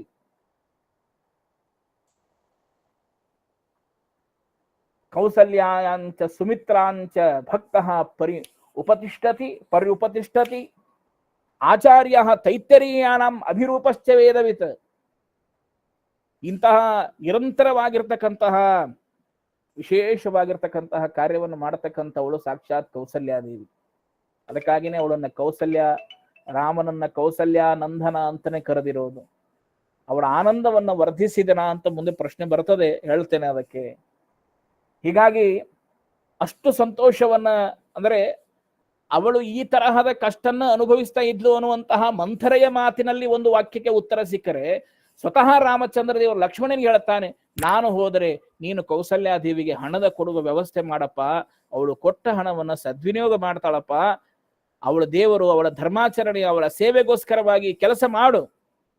ಅಂತ ಹೇಳಿ ಕಂಚ ಲಕ್ಷ್ಮಣ ಅನಂತರದಲ್ಲಿ ರಾಮಚಂದ್ರ ದೇವರ ಜೊತೆ ಹೋದ್ರು. ಆದ್ರೂ ಈ ಶ್ಲೋಕ ನಮಗೆ ತಿಳಿಸಿಕೊಡುತ್ತದೆ ಅವಳು ಎಂತಹ ಕಾರ್ಯಗಳಿಗೆ ಆ ಹಣವನ್ನು ವಿನಿಯೋಗ ಮಾಡ್ತಾ ಇದ್ಲು. ಅಷ್ಟು ಮಾತ್ರ ಅಲ್ಲ, ರಾಮಚಂದ್ರ ದೇವರು ತನ್ನ ತಾಯಿಯ ಧರ್ಮಶ್ರದ್ಧೆಯ ಆಚಾರ ವಿಚಾರಗಳ ನಂಬಿಕೆಗೆ ಎಷ್ಟು ಕಟಿಬದ್ಧನಾಗಿ ತನ್ನ ತಾಯಿಯ ಜೊತೆಯಲ್ಲಿ ಅವಳ ಬಗ್ಗೆ ಇರತಕ್ಕಂತಹ ಪ್ರೀತಿಯನ್ನ ಸಾಕ್ಷಾತ್ ರಾಮಚಂದ್ರ ದೇವರು ತೋರಿಸಿದ್ರು ಅನ್ನೋದಕ್ಕಾಗಿನೇ ಕೌಸಲ್ಯಾಯಾಹ ಋಣ್ಮಂಡಲೆ ಪುತ್ರರತ್ನಂ ಲಸತು. ಅಂತಹ ಸಾಕ್ಷಾತ್ ಕೌಸಲ್ಯ ನಂದವರ್ಧನ ಹೇಗೆ ಅನ್ನುವುದಕ್ಕಾಗಿ ಇವತ್ತಿಗೂ ಸಹಿತ ನಮಗೆ ಅನೇಕ ಮಾತುಗಳು ಸಹಿತ ಸಂದರ್ಭದಲ್ಲಿ ತಿಳ್ಕೊಳ್ಬಹುದಾಗಿದೆ. ಸರಿ, ಭಗವಂತನನ್ನ ಪ್ರಾರ್ಥಿಸಿಕೊಳ್ತಕ್ಕಂತಹ ಕೌಸಲ್ಯಾದೇವಿ, ಆದರೆ ಅವಳು ನಿತ್ಯಲೂ ಸಹಿತ ರಾಮಕ್ಷೇಮಕ್ಕಾಗಿ ನಿತ್ಯಲೂ ಅರ್ಚನೆ ಮಾಡ್ತಕ್ಕಂಥದ್ದು, ಚಿಂತನೆ ಮಾಡ್ತಕ್ಕಂಥದ್ದು, ಇದೆಲ್ಲವೂ ಸಹಿತ ಒಬ್ಳು ತಾಯಿ ಆಗಿರ್ತಕ್ಕಂಥವಳು ಮಕ್ಕಳಿಗೋಸ್ಕರ ಏನ್ ಮಾಡ್ತಾಳೆ ಅನ್ನೋದನ್ನ ಬಾಯ್ಬಿಟ್ಟು ಹೇಳಿಕ್ಕಾಗಲ್ಲ. ಅದನ್ನೆಲ್ಲವನ್ನು ಸಾಕ್ಷಾತ್ ಕೌಸಲ್ಯಾದೇವಿ ಮಾಡ್ತಾ ಇದ್ಲು. ಆದರೆ ನೋಡಿ, ಕೊನೆಯಲ್ಲಿ ಈ ಮಾತನ್ನ ಕೇಳಿದಾಕ್ಷಣ ಎಲ್ಲರ ಹೃದಯ ಕರಗಿ ಬರ್ತದೆ. ತಾಯಿ ಮುಂದೆ ರಾಮಚಂದ್ರ ದೇವರು ಬಂದು ಹೇಳ್ತಾನೆ, ಏನು ಅಂದ್ರೆ ಆದರೂ ಆಶೀರ್ವಾದ ಮಾಡ್ತಾಳೆ. ಸರಿ, ನಿಮ್ಮ ತಂದೆಯ ಆಜ್ಞೆಯನ್ನೇನೋ ಪರಿಪಾಲಿಸ್ತಾ ಇದೆಯಪ್ಪ, ಆಗಲಿ, ಹೋಗಿ ಬಾ, ಚಿರಂಜೀವಿ ಆಗು. ಅಷ್ಟು ಮಾತ್ರ ಅಲ್ಲ, ಎಲ್ಲವೂ ಆಗು. ಹೋಗುವ ಸಂದರ್ಭದಲ್ಲಿ ದತ್ತಮಾಸನ ಮಾಲಭ್ಯ ಭೋಜನೇನ ನಿಮಂತ್ರಿತ. ಆದ್ರೆ ಹೋಗುವ ಸಂದರ್ಭದಲ್ಲಿ ನಾನು ನಿನಗೊಂದು ಮಾತನ್ನಾದ್ರೂ ಹೇಳ್ತೇನೆ, ಬಾರೋ, ನಿನಗೊಂದು ಸ್ವಲ್ಪ ಊಟ ಮಾಡಿಸಿ ಕಳಿಸ್ಬೇಕು ಅಂತ ನನಗೆ ಅಪೇಕ್ಷೆ. ಅದಕ್ಕಾಗಿ ಬಂಗಾರದ ಆಸನವನ್ನು ಸ್ವೀಕಾರ ಮಾಡು ಅಂತ ಹೇಳಿ ಅಂಗಲಾಚಿ ಕೇಳ್ಕೊಳ್ತಾಳೆ. ಈ ಆಸನ ಮೇಲೆ ಕುಳಿತುಕೋ, ಕೈತು ನಿನಗೆ ಊಟ ಮಾಡಿಸ್ಬೇಕು ಅಂತ ಇದೆಯಪ್ಪ. ಕೊನೆಯ ಸಂದರ್ಭದಲ್ಲಿ, ಹೋಗುವ ಸಂದರ್ಭದಲ್ಲಾದ್ರೂ ಸಹಿತ ತಾಯಿಯ ಕೈಯಿಂದ ಊಟವನ್ನು ಮಾಡಿ ಹೋಗು. ಇದಕ್ಕಿಂತ ಜೀವನದಲ್ಲ ನಿನಗೇನ್ ಕೊಡ್ಲಿಕ್ಕಾಗದೇ ಇದ್ರು ಸಹಿತ ಇದನ್ನಾದ್ರೂ ಕೊಡ್ತೀನಪ್ಪ ಅಂತ ಹೇಳಿ ತಾಯಿಯಾಗಿರ್ತಕ್ಕಂತಹ ಕೌಸಲ್ಯಾದೇವಿ ಹೇಳಿದರೆ, ಆವಾಗ ಸಾಕ್ಷಾತ್ ರಾಮಚಂದ್ರ ದೇವರು ಹೇಳ್ತಾರೆ, ಈ ಬಂಗಾರದ ಆಸನ, ಈ ನಿನ್ನ ಪ್ರೀತಿ ವಾತ್ಸಲ್ಯಗಳಿಗೆ ಬೆಲೆ ಕಟ್ಟಲಿಕ್ಕೆ ಸಾಧ್ಯ ಇಲ್ಲ. ಆದರೆ ರಾಮನ ವ್ಯಕ್ತಿತ್ವ ಎಂಥದ್ದು ನೋಡಿ, ತಾಯಿಯನ್ನು ಸಮಾಧಾನ ಮಾಡ್ತಾನೆ. ಇವತ್ತು ಈ ಬಂಗಾರ ಆಸನ, ಈ ಎಲ್ಲ ನಾನಾ ತರದ ಭಕ್ಷ್ಯ ಭೋಜ್ಯಗಳು, ಇದು ಯಾವುದು ನಂದಲ್ಲ. ಇವತ್ತಿಂದ ನಾನು ಇವತ್ತು ವಲ್ಕಲ ಬಟ್ಟೆಯನ್ನು ಉಟ್ಕೊಂಡ್ ಬಂದಿದ್ದೇನೆ. ವನವಾಸಕ್ಕೆ ಹೋಗ್ತಕ್ಕಂತಹ ಪ್ರಸಂಗ ಸಾಕ್ಷಾತ್ ನನ್ನ ತಂದೆಯಾಗಿರ್ತಕ್ಕಂತಹ ದಶರಥನ ಮಾತು. ಹೀಗಾಗಿ ನೆರವೇರಿಸಿಕೊಡಬೇಕಾಗಿರ್ತಕ್ಕಂಥದ್ದು ನನ್ನ ಕರ್ತವ್ಯ. ಹೀಗಾಗಿ ಆ ಕರ್ತವ್ಯಕ್ಕಾಗಿ ನಾನು ಕಟಿಬದ್ಧನಾಗಿದ್ದೇನೆ. ಹೀಗಾಗಿ ನಾನು ಹೊರಟು ನಿಂತಿದ್ದೇನೆ. ಅದಕ್ಕಾಗಿ ಹೇಳ್ತಾನೆ, ದತ್ತಮಾಸನ ಮಾಲಭ್ಯಂ ಭೋಜನೆಯನ್ನು ನಿಮಂತ್ರಿತ. ಕೊಟ್ಟ ಆಸನವನ್ನು ಸರಿಸ್ತಾನೆ. ನೀನು ಮನಸ್ಸಿಗೆ ನೋವು ಮಾಡ್ಕೋಬೇಡ. ನಿನ್ನ ಪ್ರೀತಿ ವಾತ್ಸಲ್ಯ ಅಂತಃಕರಣ, ನಿನ್ನ ಆಶೀರ್ವಾದ ನನ್ನನ್ನು ಸದಾ ಕಾಪಾಡಿಕೊಳ್ತದೆ. ನೀನೇನು ಅದಕ್ಕೆ ತಲೆ ಕೆಡಿಸಿಕೊಳ್ಬೇಡ ಅಂತ ಹೇಳಿ ತಾಯಿಗೆ ಹೇಳುವಂತಹ ಸಂದರ್ಭದಲ್ಲಿ ಆವಾಗ ಅವಳ ವಿಶೇಷವಾಗಿರ್ತಕ್ಕಂತಹ ಒಂದು ಮಾತನ್ನ ಅಲ್ಲಿ ಹೇಳ್ತಾನೆ.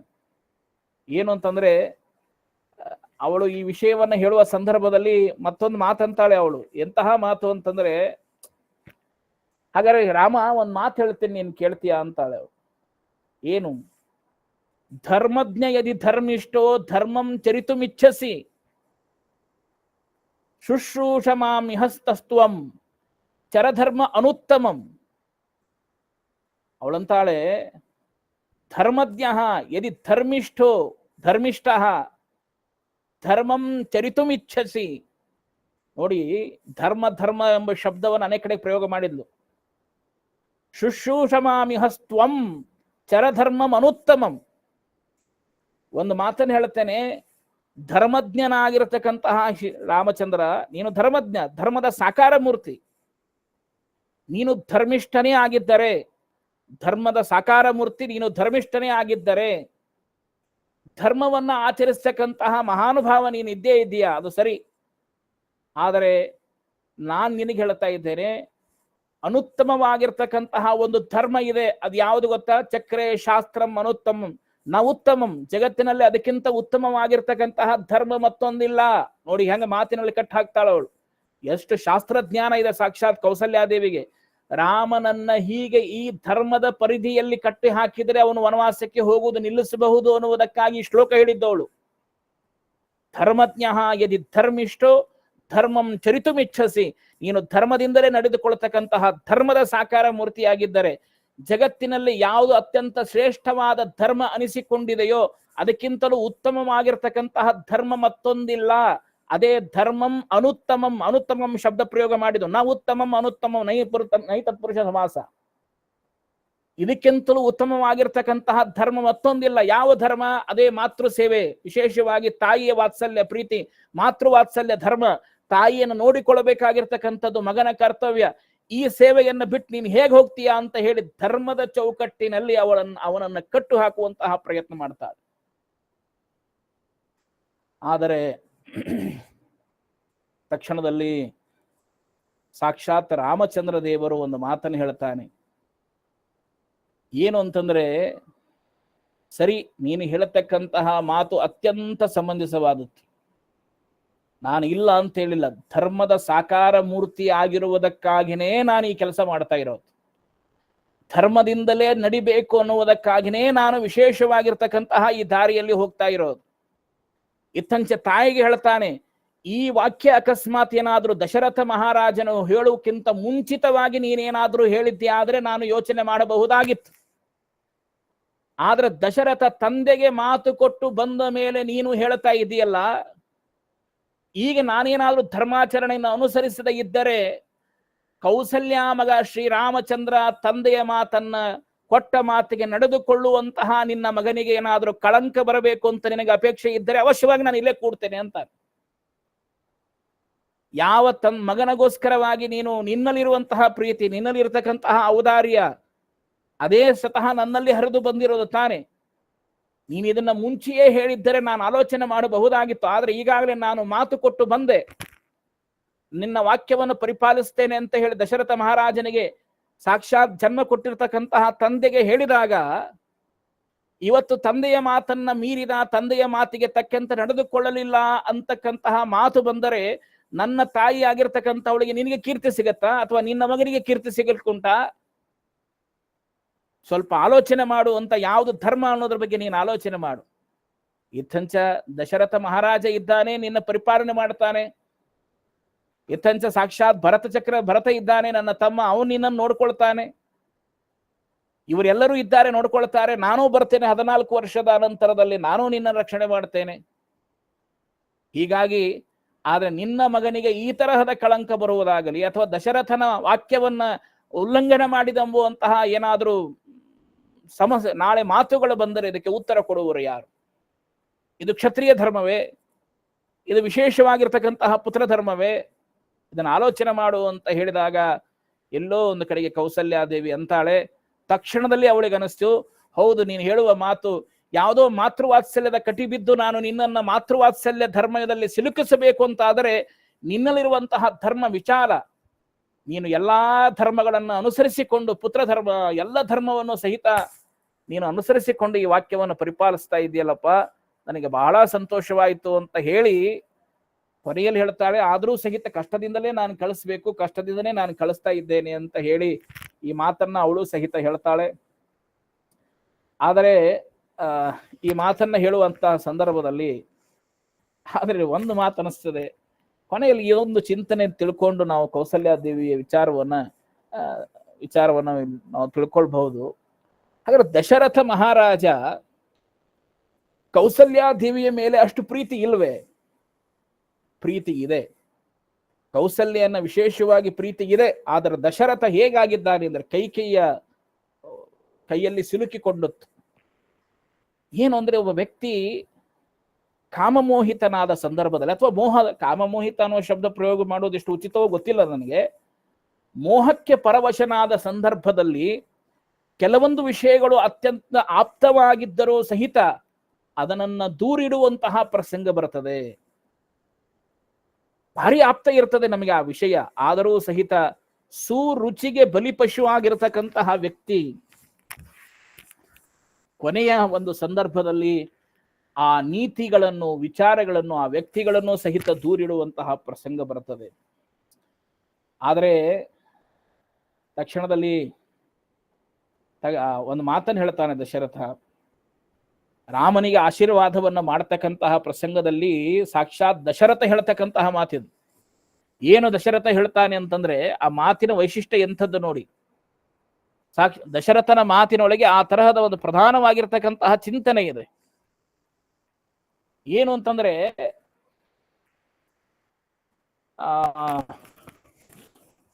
ಒಂದೇ ನಿಮಿಷ.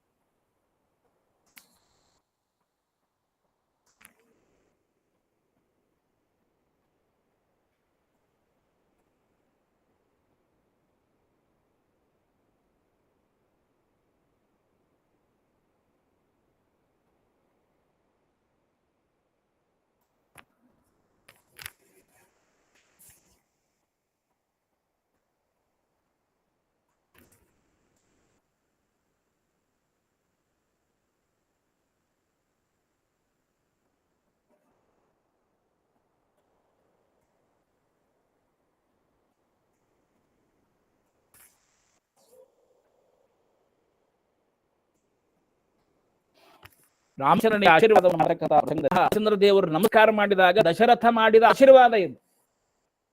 ಜ್ಯೇಷ್ಠಾಯಾಮಪಿ ಮೇ ಪತ್ನ್ಯಾಂ, ನನ್ನ ಜ್ಯೇಷ್ಠ ಪತಿಯಾಗಿರ್ತಕ್ಕಂತಹ ಕೌಸಲ್ಯ ಮಗನಾಗಿದೆಯಲ್ಲ, ಅವಳಿಗೆ ಸದೃಶನಾಗಿರ್ತಕ್ಕಂತಹ ಮಗ ಅಂತ ಹೇಳುತ್ತಾನೆ. ಅವಳಲ್ಲಿರುವಂತಹ ಪ್ರೀತಿ, ವಾತ್ಸಲ್ಯ, ಅಂತಃಕರಣ, ಗಾಂಭೀರ್ಯ, ಔದಾರ್ಯ, ಅದೆಲ್ಲವೂ ಸಹಿತ ಏನೇನು ಗುಣಶ್ರೇಷ್ಠಗಳು ಅಂತ ಕೌಸಲ್ಯಾದೇವಿಯಲ್ಲಿ ಇದೆಯೋ, ಉತ್ಪನ್ನಸ್ತಂ ತ್ವಂ ಗುಣಶ್ರೇಷ್ಠ, ಎಲ್ಲಾ ಗುಣಗಳು ನಿನ್ನಲ್ಲಿ ಬಂದಿದೆಯೋ. ನೋಡಿ, ದಶರಥ ಮಹಾರಾಜ ಸಾಕ್ಷಾತ್ ರಾಮಚಂದ್ರನಿಗೆ ಆಶೀರ್ವಾದವನ್ನು ಮಾಡತಕ್ಕಂತಹ ಅಯೋಧ್ಯಾಕಾಂಡದಲ್ಲಿ ಬಂದ ಶ್ಲೋಕ ಇದು. ಎಷ್ಟು ವಿಶೇಷವಾಗಿ ಹೇಳ್ತಾನೆ, ಆ ಎಲ್ಲಾ ಶ್ರೇಷ್ಠವಾಗಿರ್ತಕ್ಕಂತಹ ಗುಣಧರ್ಮಗಳು ಎಲ್ಲವೂ ಸಹಿತ ನಿನಗೆ ಬಂದಿದೆ, ಎಲ್ಲಾ ವಿಚಾರಗಳು ನಿನ್ನಲ್ಲಿ ಬಂದಿದೆ. ಕಾರಣ ಏನು ಅಂದ್ರೆ, ನನ್ನ ಹೆಂಡತಿಯಲ್ಲಿ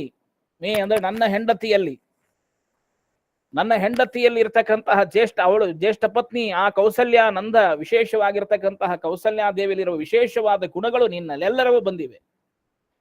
ಅಂತಹ ವಿಶೇಷವಾಗಿರ್ತಕ್ಕಂತಹ ಸಾಮರ್ಥ್ಯವನ್ನು ನೀನು ಹೊಂದಿದ್ದೀಯಪ್ಪ.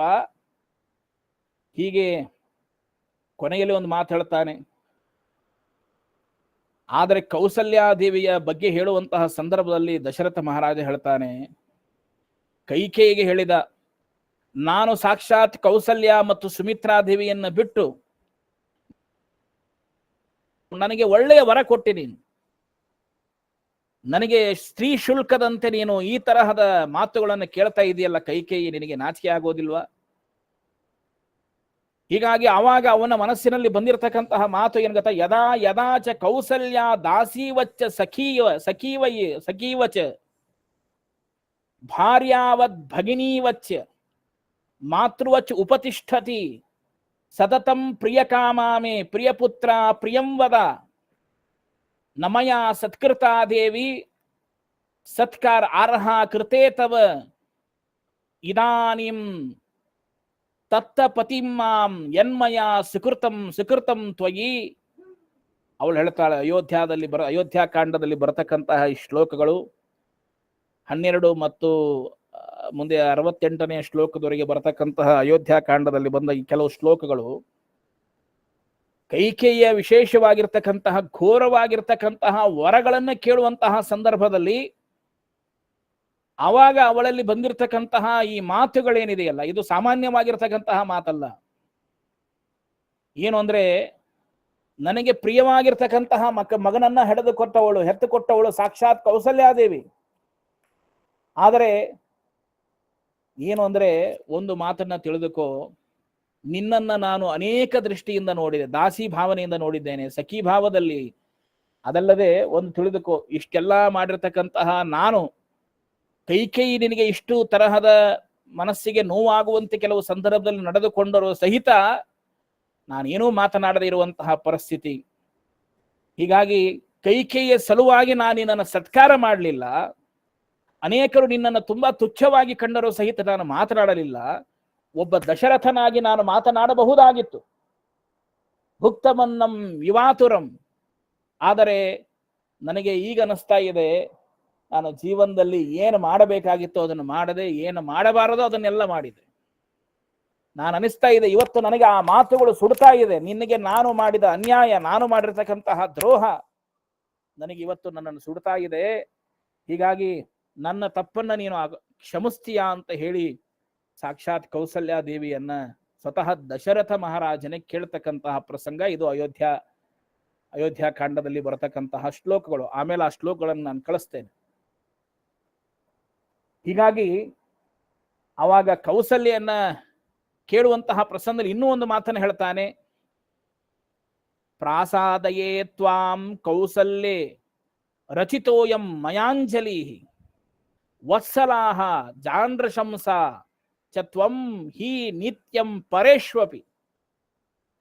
ನಿನ್ನನ್ನು ಕೈ ಮುಗಿದು ನಾನು ಕೇಳ್ಕೊಳ್ತಾ ಇದ್ದೇನೆ, ಪ್ರಸನ್ನಳಾಗು. ನನ್ನ ಏನು ಅಂತಂದ್ರೆ ಎಲ್ಲಾ ದೋಷಗಳು ಸಹಿತ ನನ್ನಲ್ಲಿ ಇದೆ, ದೋಷ ಇಲ್ಲ ಅಂತಲ್ಲ, ಸಾಕಷ್ಟು ಅಪರಾಧಗಳನ್ನ ನಾನು ಮಾಡಿದ್ದೇನೆ. ಒಬ್ಬ ಮಹಾರಾಜನಾಗಿ ನಾನು ಅಪರಾಧಗಳನ್ನು ಮಾಡಿದ್ದೇನೆ. ಇತ್ತಂಚ ನನ್ನ ಅಪರಾಧವನ್ನ ವಿಶೇಷವಾಗಿ ನೀನು ಕ್ಷಮಿಸು ಅಂತ ಹೇಳಿ ಎಲ್ಲ ವಿಷಯಗಳನ್ನ, ಯಾಕಂದ್ರೆ ಇದನ್ನೆಲ್ಲ ರಾಮನನ್ನ ವನವಾಸಕ್ಕೆ ಕಳಿಸಿದ ಮೇಲೆ ದಶರಥ ಸಾಕ್ಷಾತ್ ಕೌಸಲ್ಯ ದೇವಿಯನ್ನ ಭೇಟಿ ಆದಾಕ್ಷಣ ಈ ಮಾತುಗಳನ್ನು ಆಡ್ತಾನೆ.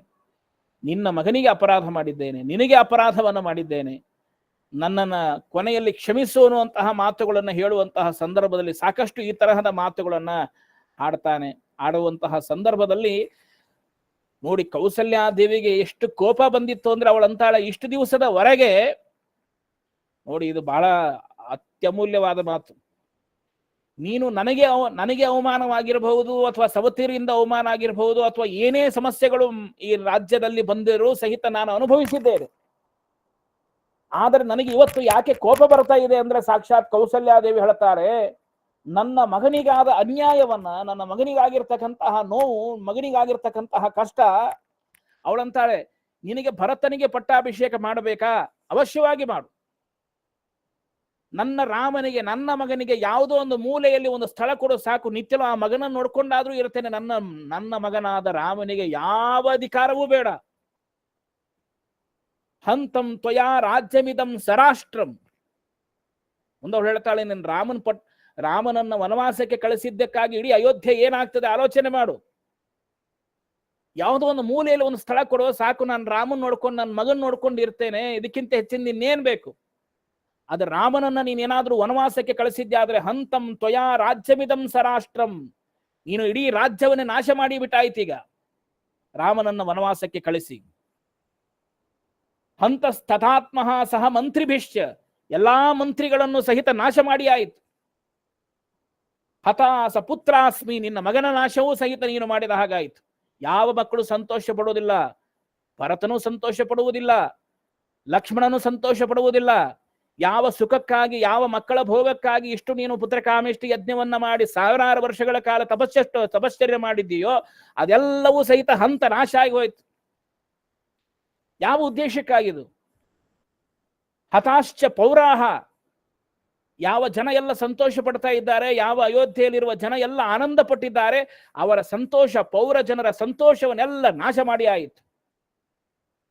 ಯಾವ ಸಂತೋಷಕ್ಕಾಗಿ ನೀನು ಇಷ್ಟೆಲ್ಲ ಮಾಡ್ತಾ ಇದೀಯಾ? ಸುತಶ್ಚ ಭಾರ್ಯಾಚ ತವ ಪ್ರಹೃಷ್ಟವು, ಹೋಲಿ ನಿನ್ನ ಮಕ್ಕಳ ಸಂತೋಷವು ನಾಶ. ಸರಿ, ನಾನು ಸುಮಿತ್ರಾದೇವಿ ನಮಗಾದ್ರೂ ಸಂತೋಷ, ನಮ್ಮ ಸಂತೋಷವೂ ನಾಶ. ಕೊನೆಯಲ್ಲಿ ಹೋಗ್ಲಿ ನಿನ್ನ ಮನಸ್ಸಿಗಾದ್ರೂ ಸಂತೋಷ ಸಿಗ್ತದ? ನಿನ್ನ ಮನಸ್ಸಿಗೂ ಸಂತೋಷ ಸಿಗೋದಿಲ್ಲ. ಅಂತಹ ಸ್ಥಿತಿಯನ್ನ ಮಾಡ್ಕೊಂಡ್ಬಂದು ಇವತ್ತು ನನ್ನ ಮುಂದೆ ಹತ್ರ ನಾನೇನ್ ಮಾಡ್ಲಿ ಅಂದ್ರು ಸಾಕ್ಷಾತ್ ಕೌಸಲ್ಯ. ಅಷ್ಟು ಕೋಪ ಬಂದ್ಬಿಟ್ಟಿತ್ತು ಅವಳಿಗೆ. ಯಾರು ತಾನೇ ಸಹಿಸ್ಕೊಳ್ತಾರೆ ಮಕ್ಕಳಿಗೆ ಈ ತರ ಆದಾಗ? ಆ ಮಾತುಗಳನ್ನ ಕೇಳಿದಾಗ ನೋಡಿ, ನೋಡಿ ಎಂತಹ ಸಹಜವಾಗಿರ್ತಕ್ಕಂತಹ ಸ್ತ್ರೀ ಸ್ವಭಾವ, ಅವಳು ಎಂತಹ ಔದಾರ್ಯ ಅವಳಲ್ಲಿ ಇತ್ತು ಅಂತಂದ್ರೆ, ದಶರಥ ಹೇಳ್ತಾನೆ, ನಾನು ಮಾತಾಡ್ಲಿಕ್ಕೆ ನನಗೆ ಶಬ್ದಗಳಿಲ್ಲ, ಇವತ್ತು ನಾನು ಮಾತಾಡ್ತಾ ಇದ್ದೇನೆ, ನನ್ನನ್ನು ಕ್ಷಮಿಸುವನ್ನು ಕೇಳುವಂತಹ 3 ಅಕ್ಷರ ಬಿಟ್ರೆ ಮತ್ತೊಂದು ಏನಿದೆ ನನ್ನ ಹತ್ರ? ತಕ್ಷಣದಲ್ಲಿ ನೋಡಿ, ತಾಯಿಯಾಗಿ ಮಾತನ್ನಾಡಿರಬಹುದು, ಆದ್ರೆ ಹೆಂಡತಿಯಾಗಿ ತನ್ನ ಹೆಂಡತಿ ಧರ್ಮವನ್ನು ಪರಿಪಾಲಿಸ್ತಾ ಇದ್ದಾಳೆ. ಪುತ್ರ ಶೋಕಾರ್ಥಯ ತತ್ತು ಮಯ ಕಿಮಪಿ ಭಾಷಿತಂ. ತಕ್ಷಣ ಹೇಳ್ತಾಳೆ, ಮಗನ ಶೋಕದಿಂದ ನಾನು ಈ ರೀತಿ ಮಾತನಾಡಿದ್ದೇನೆ, ಸರ್ವಥಾ ತಪ್ಪು ತಿಳ್ಕೋಬೇಡ, ನನ್ನನ್ನು ಕ್ಷಮಿಸು ಅಂತ ಮತ್ತೆ ಗಂಡನ ಕಾಲಿಗೆ ನಮಸ್ಕಾರ ಮಾಡಿ ತಪ್ಪು ಅವಳನ್ನು ಒಪ್ಪಿಕೊಳ್ತಾಳೆ. ಇದು ನೋಡಿ ಕೌಸಲ್ಯಲ್ಲಿ ಇರತಕ್ಕಂತಹ ವೈಶಿಷ್ಟ್ಯ ಎಂತದ್ದು. ತನ್ನ ಮಾತೃಧರ್ಮವನ್ನು ಪರಿಪಾಲಿಸಿರ್ತಕ್ಕಂತಹ ಕೌಸಲ್ಯಾದೇವಿ ತನ್ನ ವಿಶೇಷವಾಗಿರ್ತಕ್ಕಂತಹ ಜೊತೆಯಲ್ಲಿ ಪತಿಧರ್ಮವನ್ನು ಸಹಿತ ತನ್ನ ತಾನು ಹೆಂಡತಿಯಾಗಿ ಹೇಗಿರಬೇಕು ಅಂತನೂ ಅವಳು ಹೇಳ್ತಾಳೆ. ಪುತ್ರ ಶೋಕಾರ್ಥ ಯಾತತ್ತು ಮಯಾ ಕಿಮಪಿ ಭಾಷಿತಂ. ಏನೋ ನಾನು ಮಾತಾಡಿಬಿಟ್ಟೆ ದಶರಥ ಮಹಾರಾಜ, ಏನೋ ತಪ್ಪು ತಿಳ್ಕೊಳ್ಳಿಕ್ ಹೋಗಬೇಡ, ಮನಸ್ಸಿನೊಳಗೆ ಏನೋ ಒಂದು ಶೋಕ ಇತ್ತು, ಒಂದು ಆರ್ತನಾದ ಇತ್ತು, ನನ್ನ ಮಾತು ಆ ಮುಖದಿಂದ ಆ ತರಹದಲ್ಲಿ ಬಂತು ಅಂತ ಹೇಳ್ತಾಳು. ನೋಡಿ ಇದು ಎಲ್ಲಿ ಕೌಸಲ್ಯಲ್ಲಿ ಇರತಕ್ಕಂತಹ ಮಹತ್ವ ಎಂಥದ್ದು ಅಂತ. ಆವಾಗ ನೋಡಿ ಹೇಗಿರ್ತದೆ ಅನ್ನೋದಕ್ಕೆ ಇನ್ನೂ ಒಂದು ಚಿಂತನೆ ಹೇಳ್ತೇನೆ, ಇದನ್ನು ಹೇಳಿ ಮುಗಿಸ್ತೇನೆ ನಾನು, ಆಮೇಲೆ ಮಾತಾಡ್ತೇನೆ. ಸರಿ, ಇಷ್ಟೆಲ್ಲ ಆದ ಮೇಲೆ ಅವಳು ಒಪ್ಪುಕೊಳ್ತಾಳೆ. ಕೊನೆಗೆ ಕೌಸಲ್ಯ ಮನೆಯಲ್ಲೇ ಸಹಿತ ಪ್ರಾಣವನ್ನ ದಶರಥ ಬಿಡುವಂತಹ ಪ್ರಸಂಗ ಬರ್ತದೆ. ಆದರೆ ಮುಂದೆ ಇಷ್ಟೆಲ್ಲ ಆದ ಮೇಲೆ ಸುಮಾರು 7 ದಿನಗಳ ಆದ ಮೇಲೆ ಸಾಕ್ಷಾತ್ ಭರತ ಬಂದ. ಆವಾಗ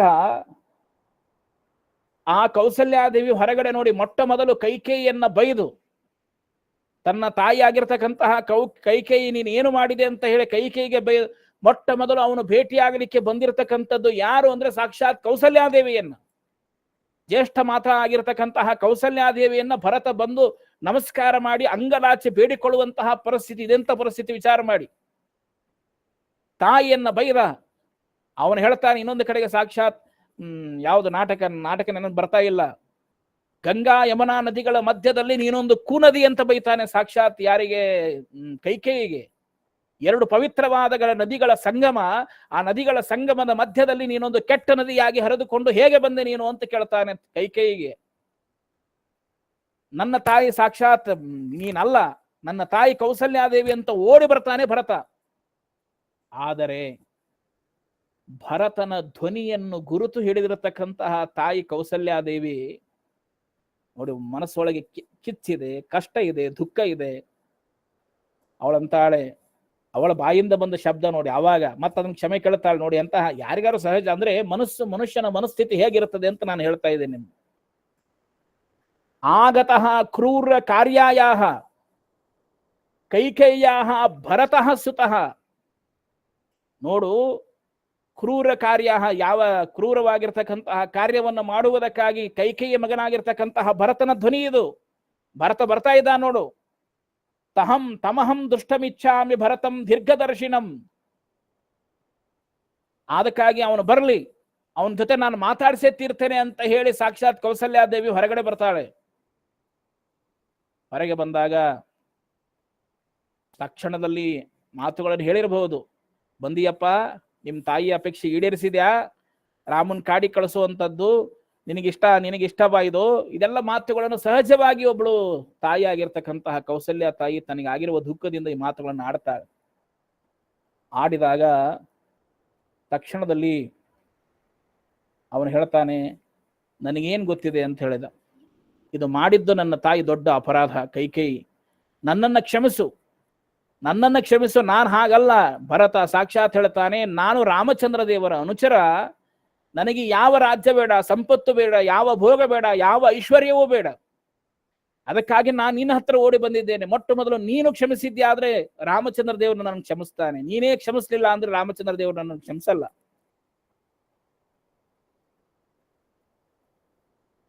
ಇದು ಭರತನಲ್ಲಿ ಇರತಕ್ಕಂತಹ ಭಾತೃವಾತ್ಸಲ್ಯ.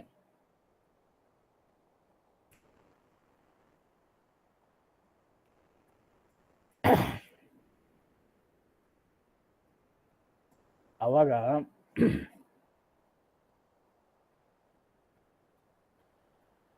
ಕೌಸಲ್ಯಾದೇವಿಗೆ ಎಷ್ಟು ಅವಳು ಸಹಿಸ್ಕೊಳ್ತಾಳೆ ಇದನ್ನ ಮಾತನ್ನ. ಸಹಿಸ್ಕೊಂಡು ಅವಾಗ ಅವನನ್ನ ತಬ್ಕೋತಾಳೆ. ತಬ್ಬಿಕೊಳ್ಳುವುದಷ್ಟೇ ಅಲ್ಲ, ಅವನನ್ನ ಪ್ರೀತಿಯಿಂದ ಸಾಂತ್ವನಗೊಳಿಸ್ತಾಳೆ. ಎಲ್ಲೋ ಒಂದು ಕಡೆಗೆ ಮೋಹದ ಆವರ್ಕದೊಳಗೆ ಸಿಲುಕಿ ನಿನ್ನ ಮೇಲೂ ನಾನು ನೋಡಿ, ಕೈಕೇಯಿಯ ಒಂದು ದೃಷ್ಟಿಯಿಂದ ಎಷ್ಟು ಪುಟ್ಟ ಅಪರಂಜಿ ನೀನು, ನಿನ್ ಬಗ್ಗೆನೂ ನಾನು ಹೀಗೆ ತಿಳ್ಕೊಂಡ್ಬಿಟ್ನಲ್ಲ, ಎಲ್ಲಿಗೆ ಬಂತು ನನ್ನ ಪರಿಸ್ಥಿತಿ ಅಂತ ಕೌಸಲ್ಯ. ಅದಕ್ಕಾಗಿ ಅವನನ್ನು ಅಪ್ಕೊಳ್ತಾಳೆ. ನಾನು ಮಾತಾಡಿದ್ದಕ್ಕೆ ನನ್ಗೆ ಕ್ಷಮೆ ಮಾಡಪ್ಪ, ನಾನು ಏನೋ ಮಾತನಾಡಿಬಿಟ್ಟೆ ನಿನ್ನ ವಿಷಯದಲ್ಲಿ, ಹಾಗೆ ನಿನಗೆ ವಿಶೇಷವಾಗಿ ನಾನು ಅನುಗ್ರಹ ಮಾಡ್ತಾ ಇದ್ದೇನೆ. ಅವನಂತಾನೆ, ಎಂದೂ ನಿನ್ನ ಬಾಯೊಳಗೆ ಈ ಶಬ್ದಗಳು ಬಂದಿಲ್ಲ. ಸಹಜವಾಗಿ ನಾನು ಹೇಳ್ತಾನೆ, ನಿನ್ನ ಮುಖದಿಂದ ಇನ್ನೂ ಕೆಟ್ಟ ಶಬ್ದಗಳನ್ನ ನಾನು ಕೇಳಬಹುದಾಗಿತ್ತು, ಅಂದಾದ್ರೂ ಸಹಿತ ನನ್ನ ಪಾಪ ನಿವಾರಣೆ ಆಗಲಿ. ನನ್ನ ತಾಯಿ ಮಾಡಿದ ಪಾಪಕ್ಕೆ ನಾನು ಹೊಣೆ ಆಗ್ತೇನೆ. ಇನ್ನೂ ಬೈ, ನಿನಗೆ ಬಾಯಿಗೆ ಬಂದಂತೆ ಬೈ ಅಂತ ಹೇಳ್ತಕ್ಕಂತಹ ಭರತ